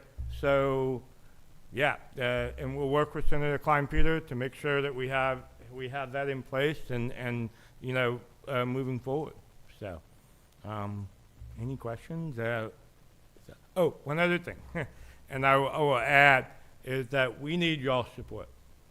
We need the support of the deaf community to say this is what we want. And if we get that support from the deaf community, where you are calling or, you know, messaging your senators and your representatives and say, we need this, we want this, then it will get passed. Yes. Thank you. Great, thank you. I know we've been talking about oversight for interpreters. Like, where is the oversight and the teeth behind the law? My understanding is this is part of the new law too, as well. It wouldn't be under the Department of Health. It would be LCD overseeing that. Jana? You know, I just wanted to add, some people have asked several questions. Who is overseeing? LCD becomes accountable to the legislation instead of the Department of Health. They will be, like I said, LCD will be accountable to legislation. We'll have to report to the governor, report to legislation. That's who will be overseeing LCD to make sure that we're following state laws, how we're spending money, a list of things. And that's where the legislation will oversee. Okay, great. Beautiful. So now this draft we have has already been revised by the legal team, by the state's legal team? You have to give it to the senator. You've already given it to the senator. I believe the senator has already given it to his legal team, and that's it so far. So they're not that's all finished I've yet. heard. Maybe Brad Wellings has heard more, or maybe Bambi. Yeah, Jana, you, oh, sorry, go ahead, Bambi. Let's let Bambi speak. You're waiting for the okay. I spoke to Senator Kleinpeter yesterday, and that is correct. It is the legislative staff is looking it over and making sure that, you know, it's in the form that it needs to be legally. But we also, I'm working from within the governor's office and have spoken to them about the requests, and also Senator Kleinpeter. So we're both need to, you know, have discussions with the leadership of the Division of Administration to make sure that they're okay with this, you know, move. And I think once that's done, if we can get that approval, then it should be a relatively easy bill. What I'm hoping is that leadership will look at it as, you know, kind of getting out from under the bureaucracy, and letting this fund be able to do what it's meant to do, which is serve the community and be led and decided by the community how it should be administered.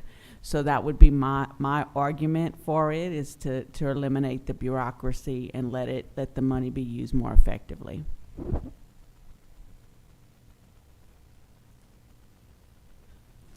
Commissioner Yeah, Wellens. that's an excellent point, Bambi. And when we say legal, it does not have to be reviewed by Department of Health Legal.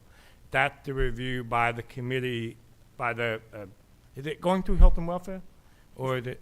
The legislative staff. Okay, yeah, DHS staff, which is basically legislative staff, where they look at bills and stuff like that to figure out that they're in the right form, that they're conformative with the code. That's what they're looking at. They're not looking at anything else as to who has the authority to do what. They need to make sure that we are conforming with how other state agencies and other commissions are set, and how there are others that work directly with DOA as well, and just conform to that, and then have it right and have it introduced. So it's not a complicated process, and like Bambi says, that once they approve that, then hopefully it will be an easy bill to pass. Again, like she said, because it is getting out from under the bureaucracy of the Department of Health.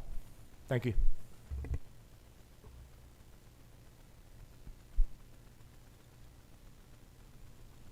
Great. Have you all already read the draft? We all good? Can we move on? Do we need to make a motion? It's a good question.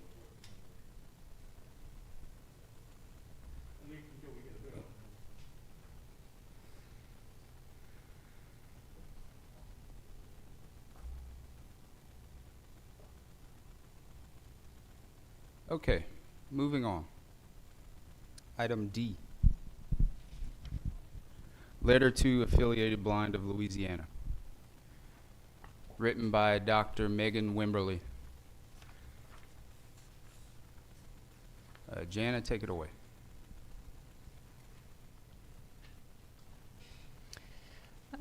Dr. Wimberly is not here today, so she asked that I share this with you. It is in your folder. This letter, you may remember from last year where we voted to draft a letter in reference to some concerns from the public about the program. Dr. Wimberly has already drafted a letter, submitted to everyone several times, but we haven't had a complete vote. So we're asking that you either make a motion to vote to accept it and then send, or just make a recommendation to revise. I make a motion to accept, Dr. Argrave. So we've moved to accept, Ashley has moved to accept as is. Sherry seconds. Okay, any opposed? Motion carries. Moving on.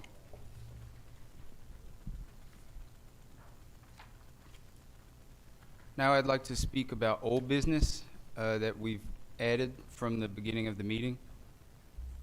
We have non-ADA situations where we were considering from the last meeting with the advisory council, or the advisory committee was discussing the ASL Now app. So I wanted to let you all know, if you're interested in serving on this subcommittee about the non-ADA situations where we're using the ASL Anywhere app, please contact the LCD and apply to be involved in that group.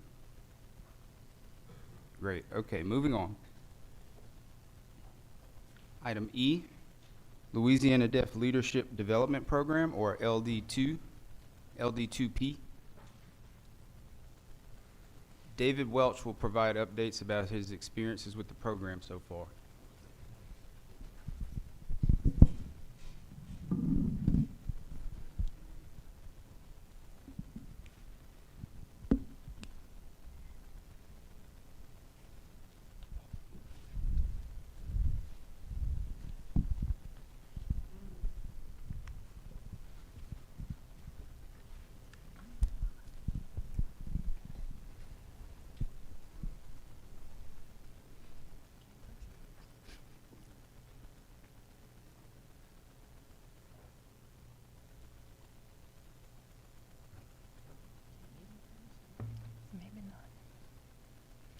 Hello, LCD board members, friends, and allies. My name is David Welch. Sign name is DW on your jawline. I am describing myself for deaf-blind community. I am mid-30s, white male, wearing glasses, wearing a dark blue navy jacket, blue tie, button down, and a suit. So I work for Louisiana School for the Deaf as a residential advisor, and also high school boys basketball assistant coach.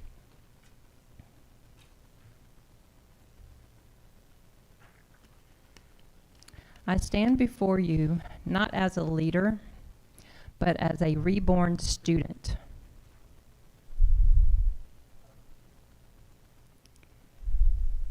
NV Leadership Program reignited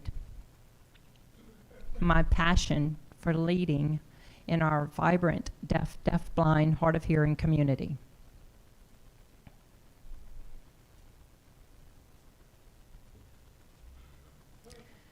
So my leadership journey began when I was a kid as a troop leader in the interpreter era. Leadership can be tricky navigating unique needs and cultures. But with NV, I rediscovered the profound power. So my leadership journey began when I was a kid as a troop leader for Deaf Boy Scout troop growing up.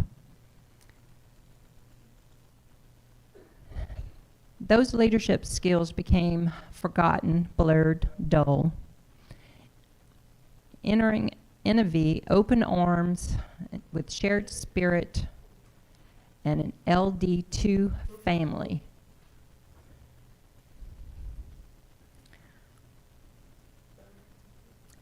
That LD2 family is where I felt welcomed. We laughed, we learned, we swapped stories. Feedback flew from one end to the other, minds sparked, and I dug deep. Not just tactics, but self-discovery.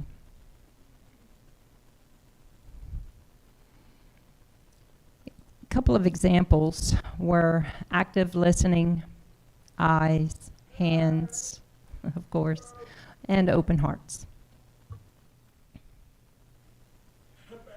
Empathy, empathy's power, stepping into another world, different perspective. Inclusivity, magic, building bridges, and not walls, not boundaries.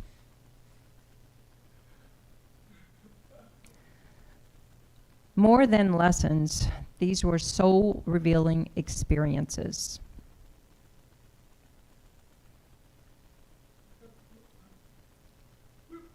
For example, there was one person in the community that was extremely skilled in leadership.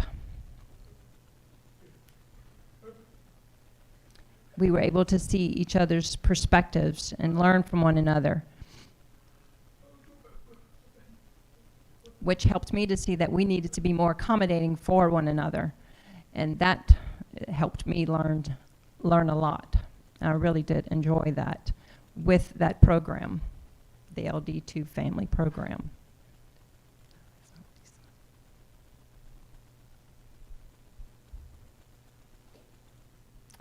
So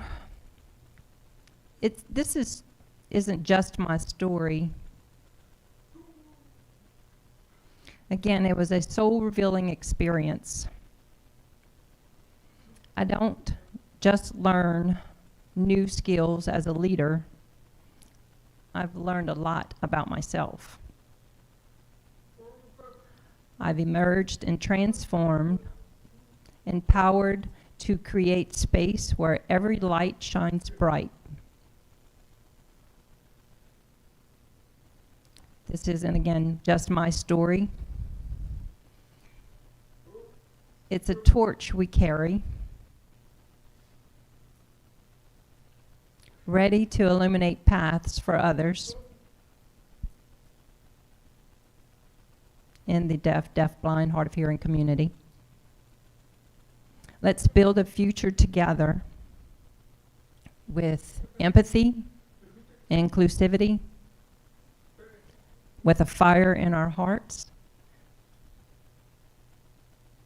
so that we can create a world where every voice with no correction, signs, excuse me, will soar.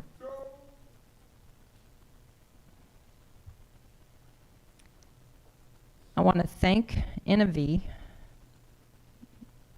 not just Davin Searles and Shane Feldman and the LD2 family as well for the spark. But I want to thank LCD for inspiring me in this program.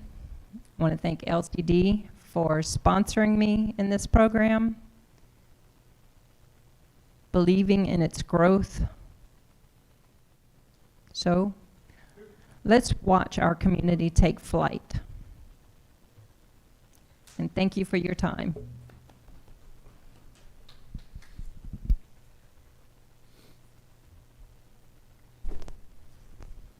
Jana has something to add.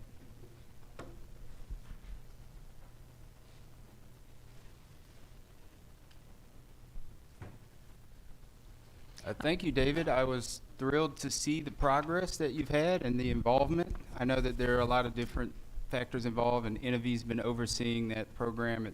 It seems like there's a lot of zeal coming from that, and it's great. Thank you so much for saying that. I do want to announce that we will also have a closing ceremony in March 22nd. It may be all day. We're still figuring out what it's going to look like. Innovi will be flying in person for that event, for that closing ceremony, and they want to recognize all the accomplishments that they've done. So please hold your calendars for that day, March 22nd, and please prepare to come for that, just to honor and respect their commitment to professional development. Thank you.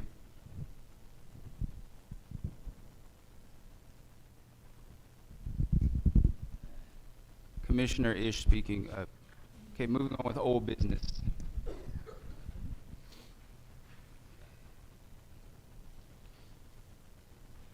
But do we move on to new business, or do we want to do reports first? Are we saving reports for last? Okay, new business. We'll go ahead with A, which is 2024 meeting dates. We do have one minor alteration. There's a conflict because the interpreters have something else going on, so I think we've already approved these 4 dates. Is that correct?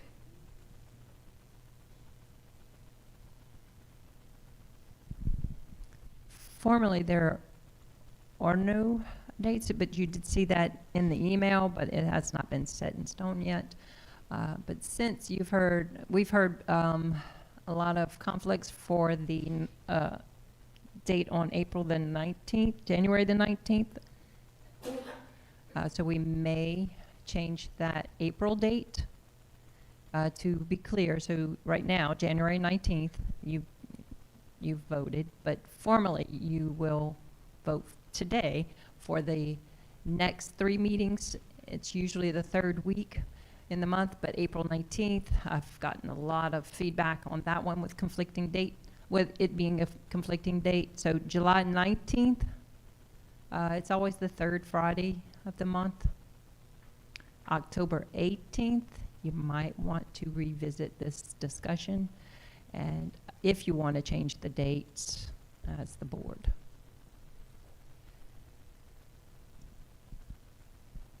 Okay, Dr. Argrave? I just want to make a comment. I'm not I will not be able to attend the meeting on April 19th. If someone else could take the notes for the meeting, the minutes, that could work too. Okay. Yes, I feel as if we should just go ahead and change that date. It would be better maybe the week after April 19th. What's your pleasure, board?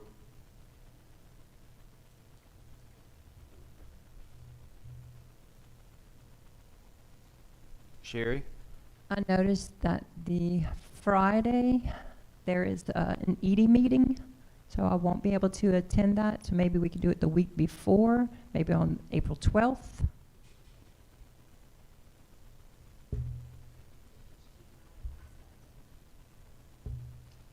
April 12th. Does that work for everyone?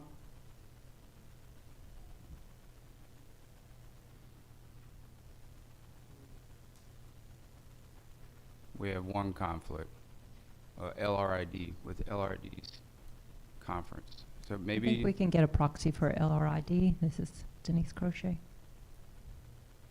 April 12th, you said? or for this the conference. A proxy. We may need a proxy. I can be the proxy. Okay, I guess we'll make a motion to approve the next three meeting dates for April 12th, July 19th, and October 18th. Sherry? I make a motion to accept those 3 dates. Sherry has moved to accept the three dates, April 12th, July 19th, and October 18th. Do we have a second? Seconded by Denise. Any opposition? Seeing none, the motion carries. Let's move on. Vacant board seats, we have 3 vacant positions currently. We have Speaker of the House, the Senate President, and the deaf representative. 3 seats are currently vacant. Go ahead, Commissioner Wellens. So, quick question for Jay or Jana about the future upcoming meeting. Will there be allowed to have virtual participation? Yes, no, maybe. I mean, we can, yeah. I can answer that. This is Jana. So what he's talking about is the new law that recently passed, where the group can have the hybrid in person, which means in person or online. So right now we have live streaming that's on right now, but it will change to actually where people can watch it from home. They can make comments. The Department of Health has set up a new rule for how to manage meetings, but they haven't released that information. We are holding until we have the formal guidance. But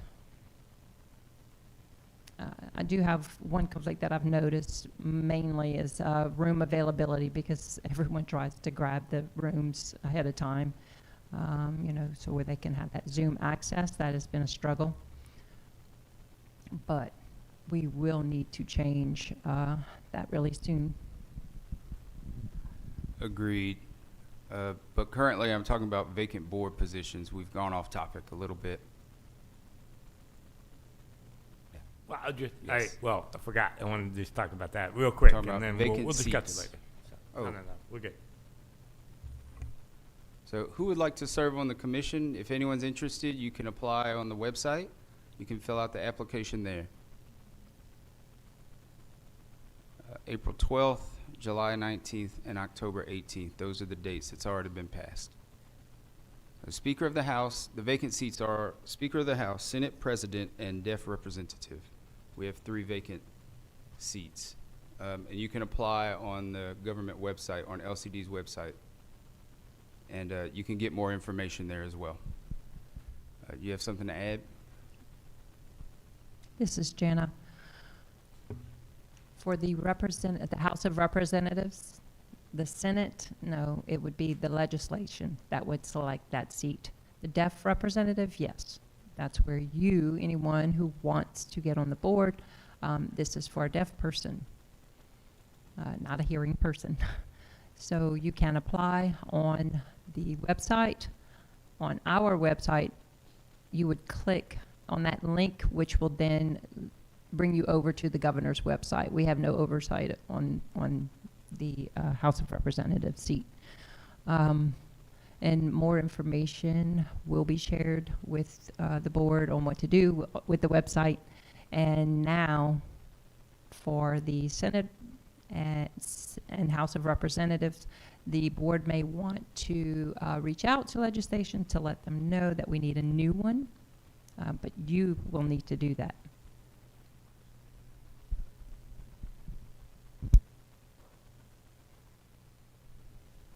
Okay, great. And for a deaf representative, if there's anyone here who wants to serve on the commission, I would really encourage you to become involved in the system and support us. It's a political system and all. It's not just to sit here and look pretty. We can't afford people who are here for vanity, you know, to sit here and just look pretty. You only have maybe 4, 5, or 6 deaf people here on the commission at the most. We can't be incompetent. I'm sorry, we need someone who's highly motivated, involved, and committed to come to these meetings and talk about these serious issues and to really inspire the deaf community to take action. So we're looking for someone who's really committed for that role, okay? Moving on.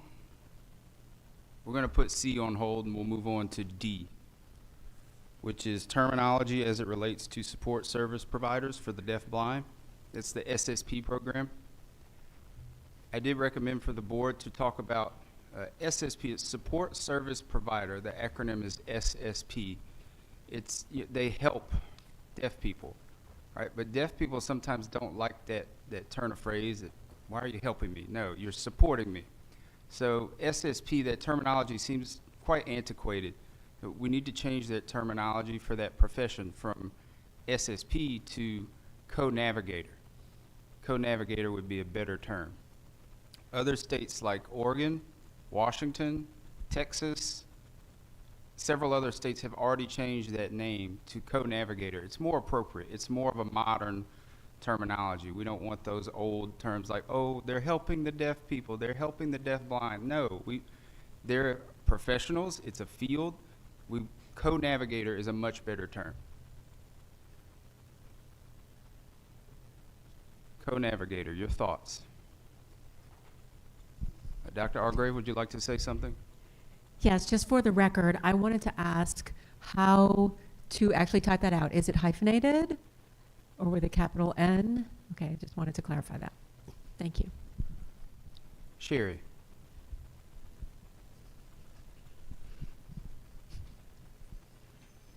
Hello. I think that we should ask the deaf-blind community how they feel about the term. It is theirs. It's their needs. I would prefer to hear from them than to have us decide what to call it.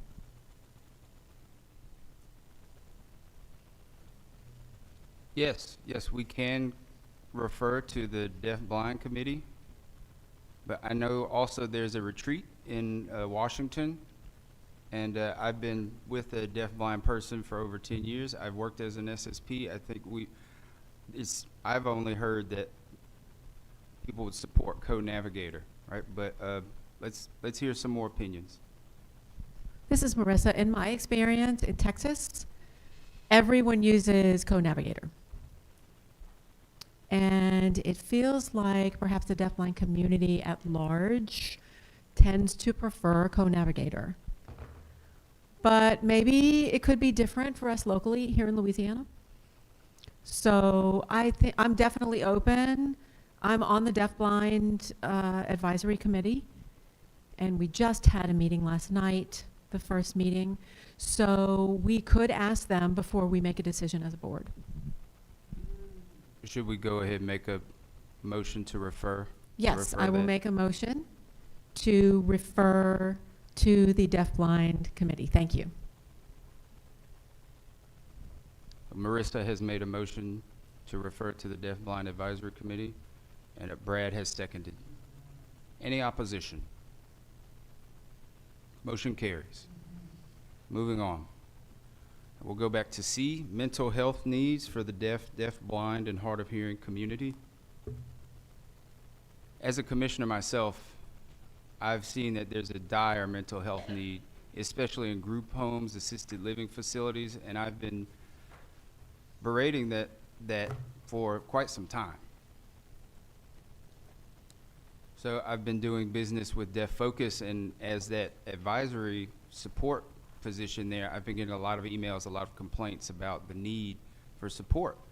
And there are deaf, blind, and hard of hearing and deaf individuals who are totally isolated in their group homes. And I've been frustrated because I don't know where to refer them to.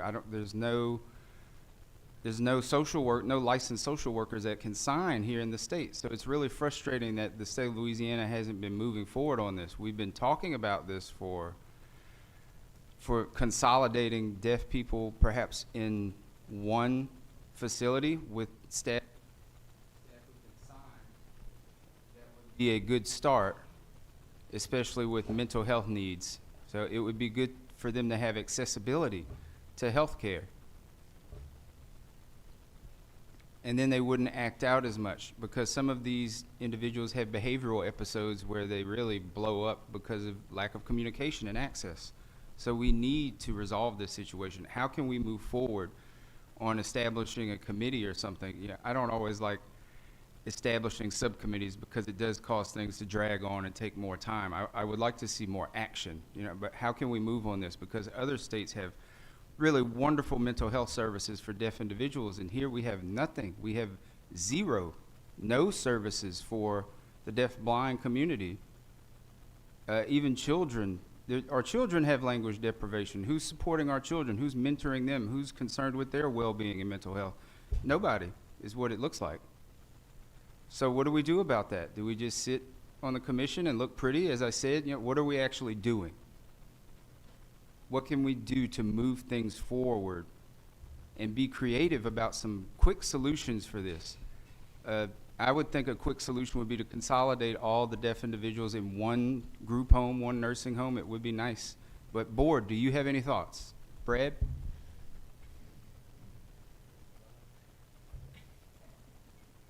You're asking for quick solutions, and there are some mental health services that are offered by nonprofits and other agencies around Louisiana.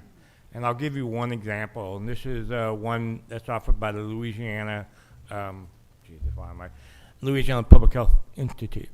And what this is called mental health free educators. And then what that does is it provides, it's not really a certification or anything, but there's a series of free courses that could be offered into the deaf community to allow people in the deaf community to understand the needs for mental health needs that they may recognize in their peers and in their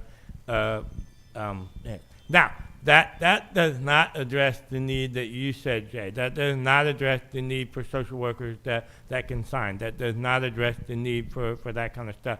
But it's a start that we can provide that, and we can do that, and these courses can be taken by anyone with interpreters and sign language ability there. So that's a suggestion. There are lots of others.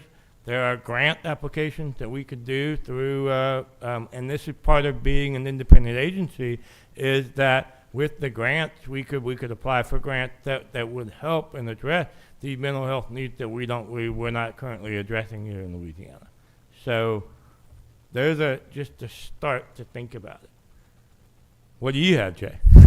You never lack for opinion. Great. I am on the front line. I see a lot of needs in the community. And I feel helpless because I've tried to apply for many different grants that provide funding for that field, and they have just such strict criteria or staff requirements that Louisiana really doesn't have. We're not quite there yet. So we did talk about maybe purchasing a house to start a group home, but we're not there yet because of our funding issues. So I'm asking just the Office of Behavioral Health, where are we? What are your recommendations for deaf individuals in the state? That's Ms. Sajada. Okay, and yes, I hear what you're saying, and I know there has been some discussion about group homes and having services in place in these particular facilities, and I know there was some discussion previously about nursing facilities as well, having the additional assistance and support. And so with the Office of Behavioral Health, we do have public behavioral health clinics throughout the state that offer mental health treatment to individuals who, you know, are indigent, you know, have Medicaid, or just need mental health treatment. You can request or go to a local clinic to receive that treatment. Now, as far as individuals or professionals who do utilize or who are able to sign, that is a barrier.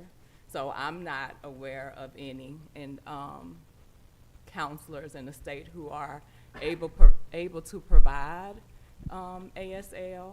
However, they do have interpreters that we can seek through. I know they do with telephone, where you can access interpreters by telephone at the behavioral health clinics. And I'm not 100% certain as far as having interpreters come in person, but I'm thinking that's something that we can look into as well to determine if that is available for folks from the deaf community. And I know individuals who receive Medicaid services, and many times folks in the group homes are eligible for Medicaid. Then with those services, within our policies, it's written that they should be provided with, you know, language assistance when necessary. So that is already written in the policy. But to have, again, I'm not aware of any counselors who also are able to provide the therapy as well as the language. However, we can bring in outside interpreters to assist with the language barriers. Okay. Thank you. We do have one LCSW that signs. We have a contract with her, Paula Rodriguez. We could contact her. There are many individuals who need counseling services and therapy services, and they don't like the fact that they have to use an interpreter. They'd rather have a one-on-one interaction. So that's why some individuals do avoid getting the mental health services they need. Just some food for thought. And then someone else wanted to say something? Yeah. Dr. Martin? I think that if we could identify some funds to provide some, you know, scholarship dollars and do a push to, you know, sort of get deaf and hard of hearing folks into the profession. I think that would be a way that we could look at possibly, you know, finding providers that sign, but B, finding providers with shared experiences as the person that they are working with. So I think that if we can, you know, steer some folks into that direction as a career option, obviously there's a need to fill there. And so if we could get more deaf and hard of hearing people into those fields, then I think that would, you know, help alleviate the issue and provide some very viable career options for folks.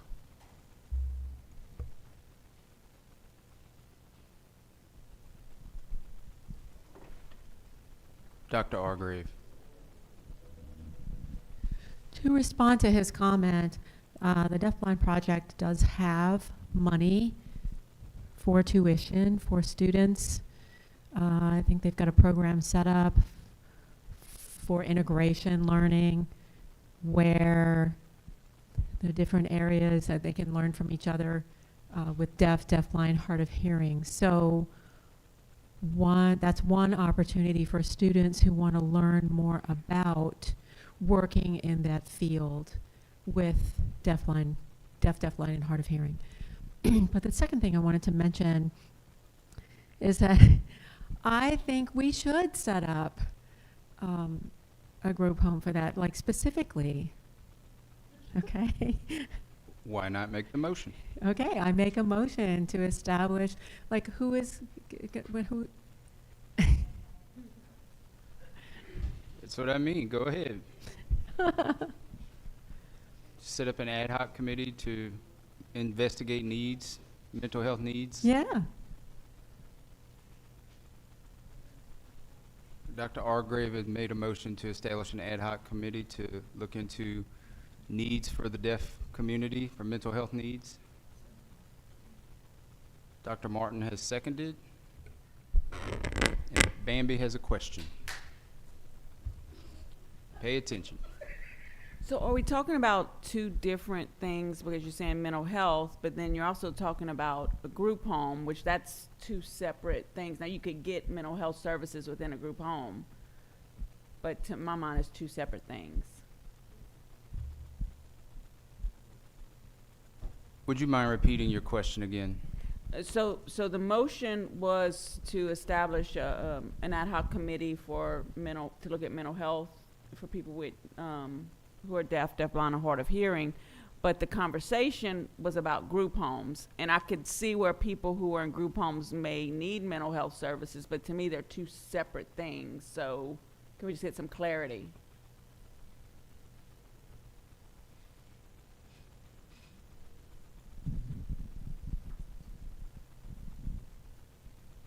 Yes.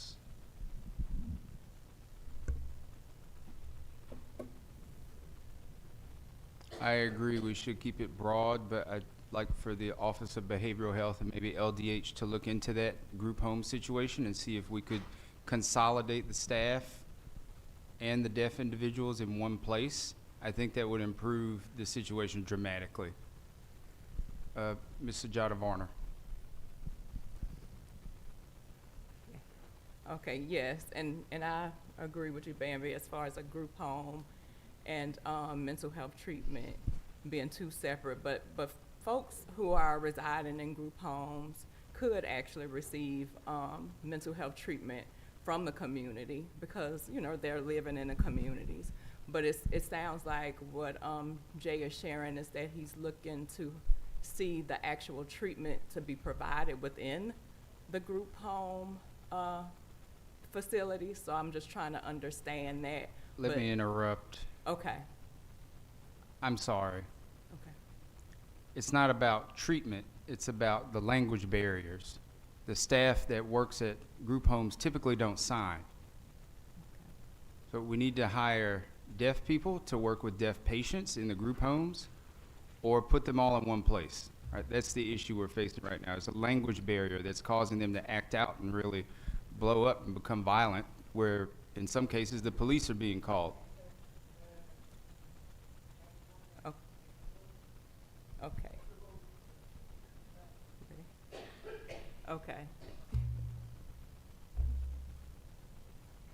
Go ahead, Janice.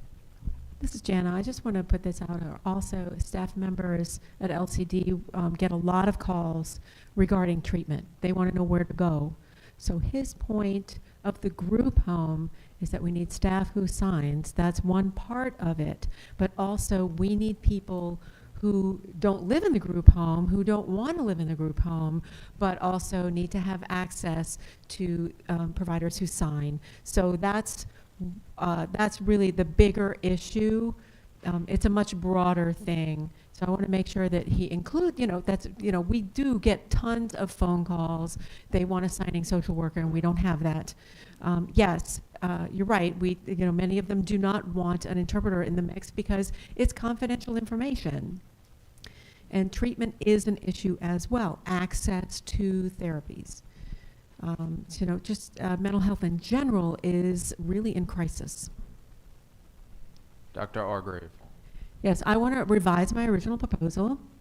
I want to make a motion to establish an ad hoc committee for deaf, deafblind, and hard of hearing and other health needs that could include mental health, group homes, that sort of thing. We already have that. We actually already have that. I'm sorry. So I'm sorry, I put my hand up. I'm sorry, I want to be clear. We already have the medical part. That, remember Devondra Brown? She has since resigned, but LDH was working on that medical part. In my opinion, we need something separate from mental health. I know that sometimes there are overlaps. LDH, like nursing homes, they focus on nursing homes, nursing home care. And that does sometimes include mental health, you're right. But the Office of Behavioral Health is their own office under the Department of Health. So just in general, you know, what that would look like. We want to have mental health experts discussing mental health. So that's my opinion. Got several hands. Commissioner Varner? And yes, so I would like to, if we can, to zero in when we say mental health, which is under the umbrella of the Office of Behavioral Health. However, the members, you know, from the deaf community can reside in a group home facility and still need that mental health piece, which we can focus on. So I'm definitely in agreement to address or create a subcommittee to identify how the Office of Behavioral Health can assist with the mental health needs of the deaf community wherever they're residing. And we can talk about as well what is currently being offered in the community with regard to mental health and how we can make the necessary changes so to minimize that language barrier and to give people the support that they need. So, yes, I think it would be beneficial. Commissioner Ramos? Hi. I make a motion to establish an ad hoc committee related to deaf, deafblind, hard of hearing, psychological services. Is that, you know, like talking about, we were talking about counseling, and I'm not sure how to spell it, you know, like mental health, medical management, but that specifically, like counseling services, yes, mental health treatments, that tends to be counseling and psychological, psychiatric, psychiatrists. I don't know. I don't know a sign for that. Maybe a work group, Jay was saying. Oh, yes, we should probably have a work group to proceed with this. So we already have a motion on the floor. Do we need to just revise it, perhaps? This is Dr. Argrave. So I revised my motion to make a work group, to establish a work group. So we establish a work group so we can make recommendations related to mental health and psychological services. Does that fit? No? Is that too broad, Commissioner-ish? It's too broad. Just tell me what you want. Denise? I don't mind your revised motion at all about establishing a work group to focus on investigating language access for deaf, deafblind, and hard of hearing people who want to access mental health services, period. Is that, I mean, because otherwise, you know, we get into the idea, you know, like Dr. Ramos was saying, you know, like she said, so Dr. Martin said, you stole my idea. But at this, you know, that same work group can really encourage deaf individuals to get involved in the field. And I understand that's a long-term goal, but we have to think short and long-term simultaneously. So it's not going to solve the problem immediately, but also the work group can start outreach with universities who have social working programs and plant these seeds with those programs. And I think that would be a good beginning. That's a good place to start. And to have those two tracks, the educational track and also services for language access. If you don't mind, one more thought that I want to put out there.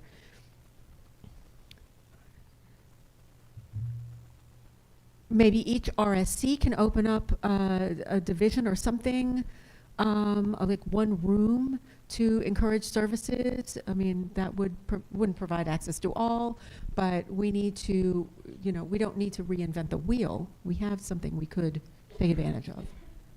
Just putting that out there. Sherry, you had something to say? You were saying that you had a motion on the floor, but then we revised it, and I just, I'm not sure where we are. Dr. Argrave, I was thinking that we all understand what we need. We just really need to get the terminology straight and the exact wording of it.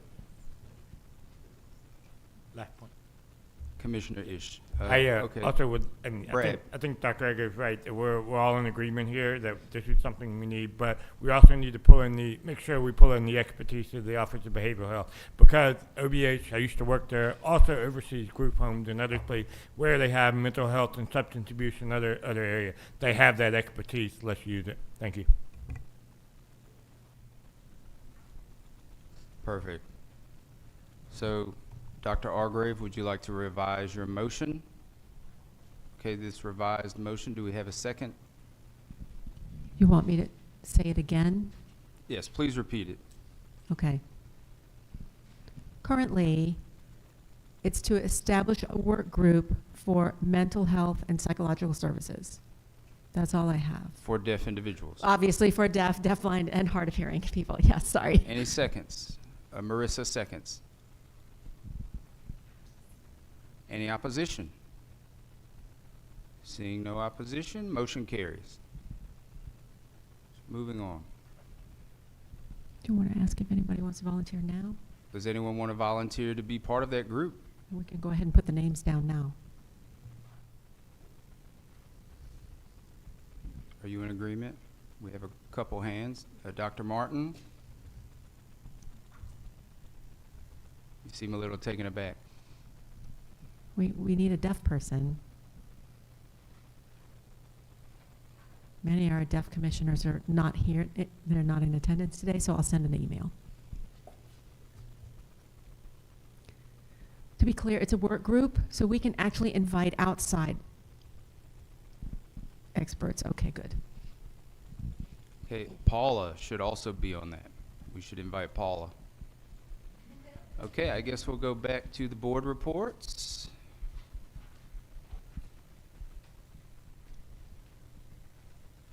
One moment, we're moving down the agenda.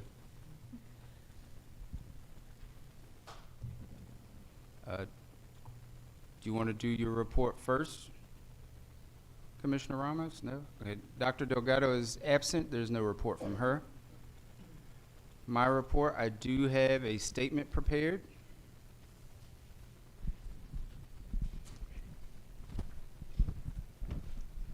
Okay. It's 2 pages, so bear with me. Okay. Nearly 8 years ago, I was filled with a profound sense of purpose when I was entrusted with the honor of serving as commissioner on this state body, representing the deaf, deafblind, and hard of hearing community. And today, with mixed emotions, I announce my resignation. Saying goodbye to this role fills me with bittersweetness few can understand. The past 8 years went by in a blink, but they have been the most fulfilling of my career and my life. We've moved mountains together, from advocating for equitable access to services, to education and employment, to championing better communication infrastructure and breaking down language barriers in every facet of life. I've witnessed firsthand the resilience, the vibrancy, and the boundless potential of advocacy. Our stories, our triumphs, our spirits, they've etched themselves onto my soul. Representing the community on this commission has taught me more than I could ever express. It's instilled in me a strong belief in the power of empathy, connections, the strength of collaboration, and the transformative potential of inclusion. These lessons will guide me forever as I continue championing our cause. I promise to persist in the fight for our rights, your rights, my rights, and above all, the rights of our children. Every journey reaches a turning point. While my passion for this cause burns brighter than ever, I am shifting my energy, focus, and investment of my valuable time into expanding the Louisiana Association of the Deaf and capitalizing on the purpose of our mission.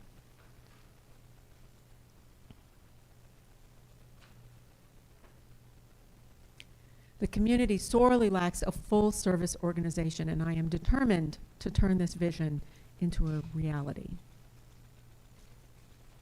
Just over 2 weeks ago, I attended Governor Edwards' farewell event in Amite City on behalf of the Louisiana Association of the Deaf, and following his address, I expressed gratitude for his support for our advocacy to propel LCD into the 21st century.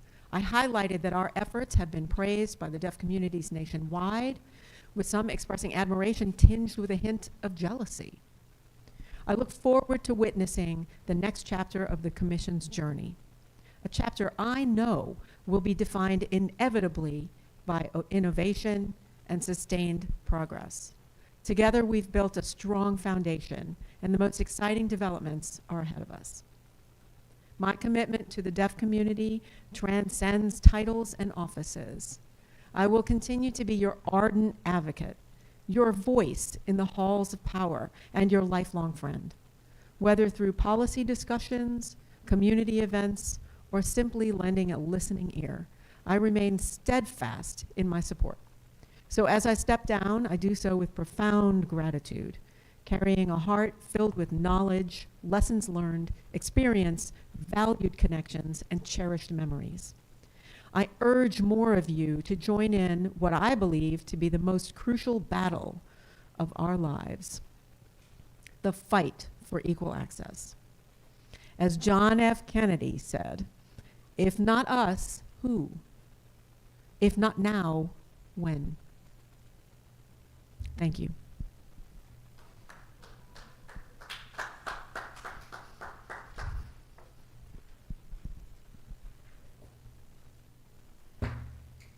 Next report. Go ahead, Commissioner Jay, Wilkins. and this is Brad. I know we're right on time, but I'm going to say this is that as the longest serving commissioner here, other than yourself, I've worked with you for almost 7 years. We haven't always agreed, but we've always respected each other, and I respect where you come from, and I respect your vision and your passion. You almost made me cry, damn it.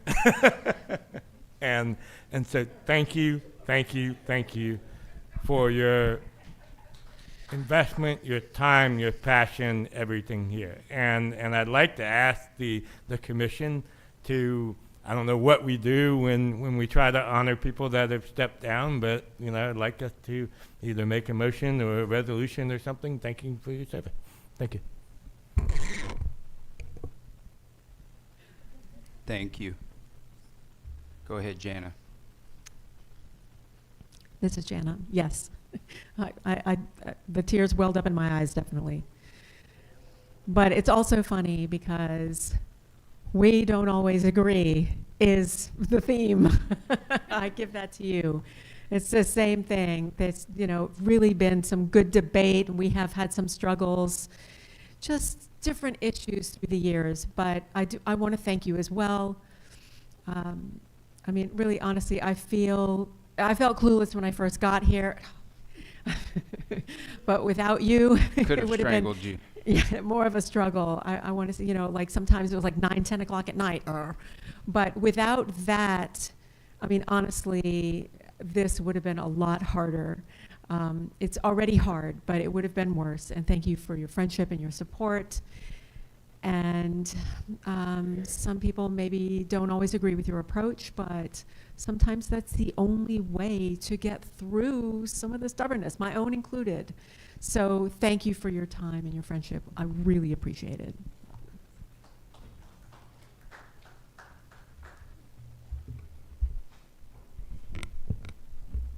This is Dr. Martin. I have to go. So Okay, Bambi. And I signed it. So you actually made me cry because your time here, I think, just coincides directly with mine. And I know maybe sometimes I want to strangle you, but most of the time when I'd get a text from you, there was something going on. I'd be like, oh, hell, but I knew you were right. Like I never questioned that you were not doing what was right for the community. And I just value that so much. And I often say, excuse me, what I've learned about most in my position and is about the deaf community and deafness. But the other truth about that is that it came from you. So thank you.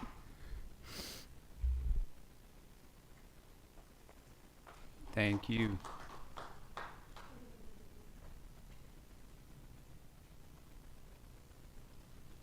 Well, emotions are flying. Dr. Argrave, any report? I can't do a report right now. Okay, moving on. Melissa's not here. The senator's not here. Representative is not here. Commissioner McGee, do you have anything to report? Great, okay. Moving on. Louisiana Department of Health is vacant. Meredith Jordan, do you have anything to report? I'll be brief. I too want to thank you, Jay. I think we met years ago when I started briefly helping the School for the Deaf, and I also appreciate the advocacy, the passion, the care, genuine care for these students. And I can never, we always circle back because of my passion. And so it's been a pleasure. I want to thank you. I'll also say I don't really have anything new to report, but the department is considering, we are continuing to work with the Commission for the Deaf around the educational interpreter rules, making those services better for students, and we're committed to that. So I'll just say that for today. Thank you. Thank you. Next, Commissioner Varner, do you have a report? And I just wanted to say thank you, Jay, for the service that you've provided here. And I'm just starting new. I've been with the board for a year, and I was trying to find my space. Like, how can I contribute to the board, and representing the Office of Behavioral Health? And then as you're leaving, I'm glad that you brought up the topic of, mental health and the needs of the deaf community, because in that area, yes, I can speak a lot because that is my area of expertise. So that gives me a place to where I can share and be a part of helping to move services and the needs of people forward. So I do appreciate you bringing that up and being such a great advocate, because I'm still trying to learn my way, figure out how to be a part of a board, and just observing you and others has been very helpful. So I just want to thank you. Okay, great. Thank you. Next is Bambi. Did you have a report? I guess the only thing that I want to share is at the last board meeting, I said that it was going to be my last meeting as the executive director for the Governor's Office of Disability Affairs. I was not lying to you guys at that time. I fully intended it to be my last meeting as executive director, but I'm still the executive director. I've stayed on. I'm going to stay on for a little while during the new administration and help to make that transition. And while I was crying about Jay's departure, like, he's not dying. He's still going to be here. And, you know, as an advocate, and I will always be here as an advocate. So, you know, I don't know if I'll be here in this position for the next meeting, but I'll still always be an advocate for the community, and want you guys to always reach out to me if needed. Yay. Next, Dr. Martin said he had to leave, so the LAD president, do you have a report? Yes, I do.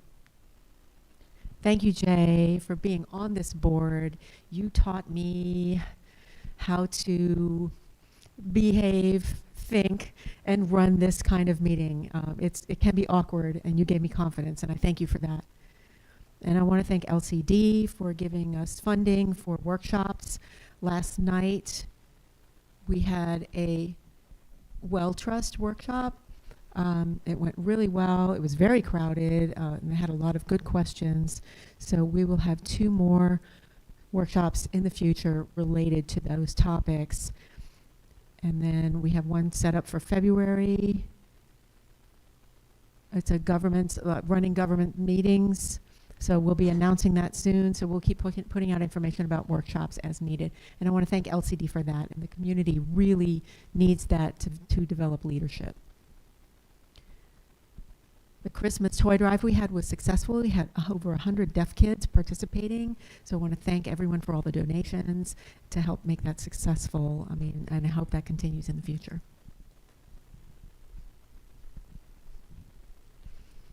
Thank you, Sherry. So Denise, LRID. Yes, I do have a report. Just this past November, in the fall, we had our fall conference in the Lafayette area. There were about 50 attendees who were really motivated. We had some great speakers about deafblind community, their communication needs, and African American linguistic concerns, and so it was a really successful LRID conference. And then also, we voted in a new board, some new officers. President is currently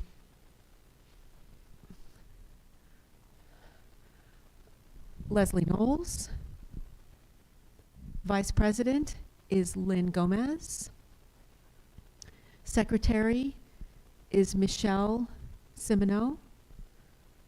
Our treasurer is Ty James. And our member at large has not yet been established, but we will be setting that up soon. The new board meets, we just had a meeting just recently in January on the 22nd. No, I'm sorry. My mistake. It will be next week on the 22nd. And then also our website. We've made some revisions to our website. We will be having a workshop on February 24th. The topic is language deprivation. So I know we've been talking about that a lot here. It will be virtual. And it is 9 to 12 on February 24th. I mean, really, anyone who lives in Louisiana can access that workshop at no charge. And that is awesome. And finally, LRID clearly wants to thank Jay for all of his really passionate, hard work and how motivated he has been. We've really enjoyed your input, and we know that you'll still be around in the future. But again, you know, your resignation, like, we understand. You've done a lot of hard work. Oh, I'm sorry, I apologize. I'm supposed to also thank our previous president, Jasmine Lamar, Alex Abadi, and Walker Estes for their service for LRID. Thank you so much. Oh my goodness, I almost forgot. Okay, thanks.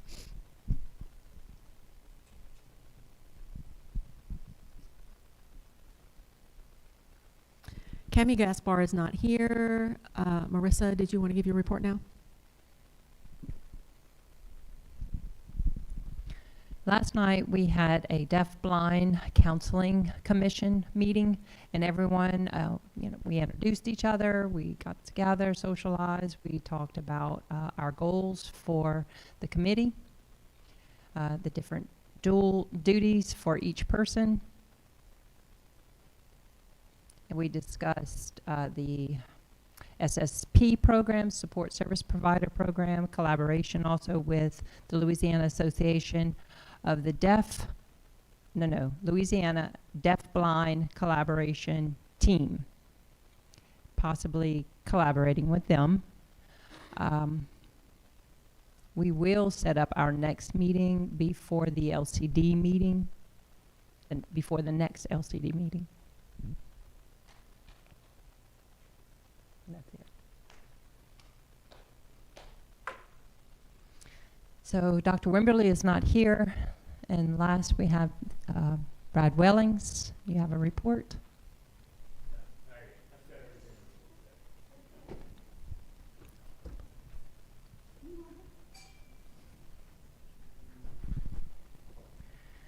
Okay, I guess that's it. For the last time, I will say this meeting is adjourned.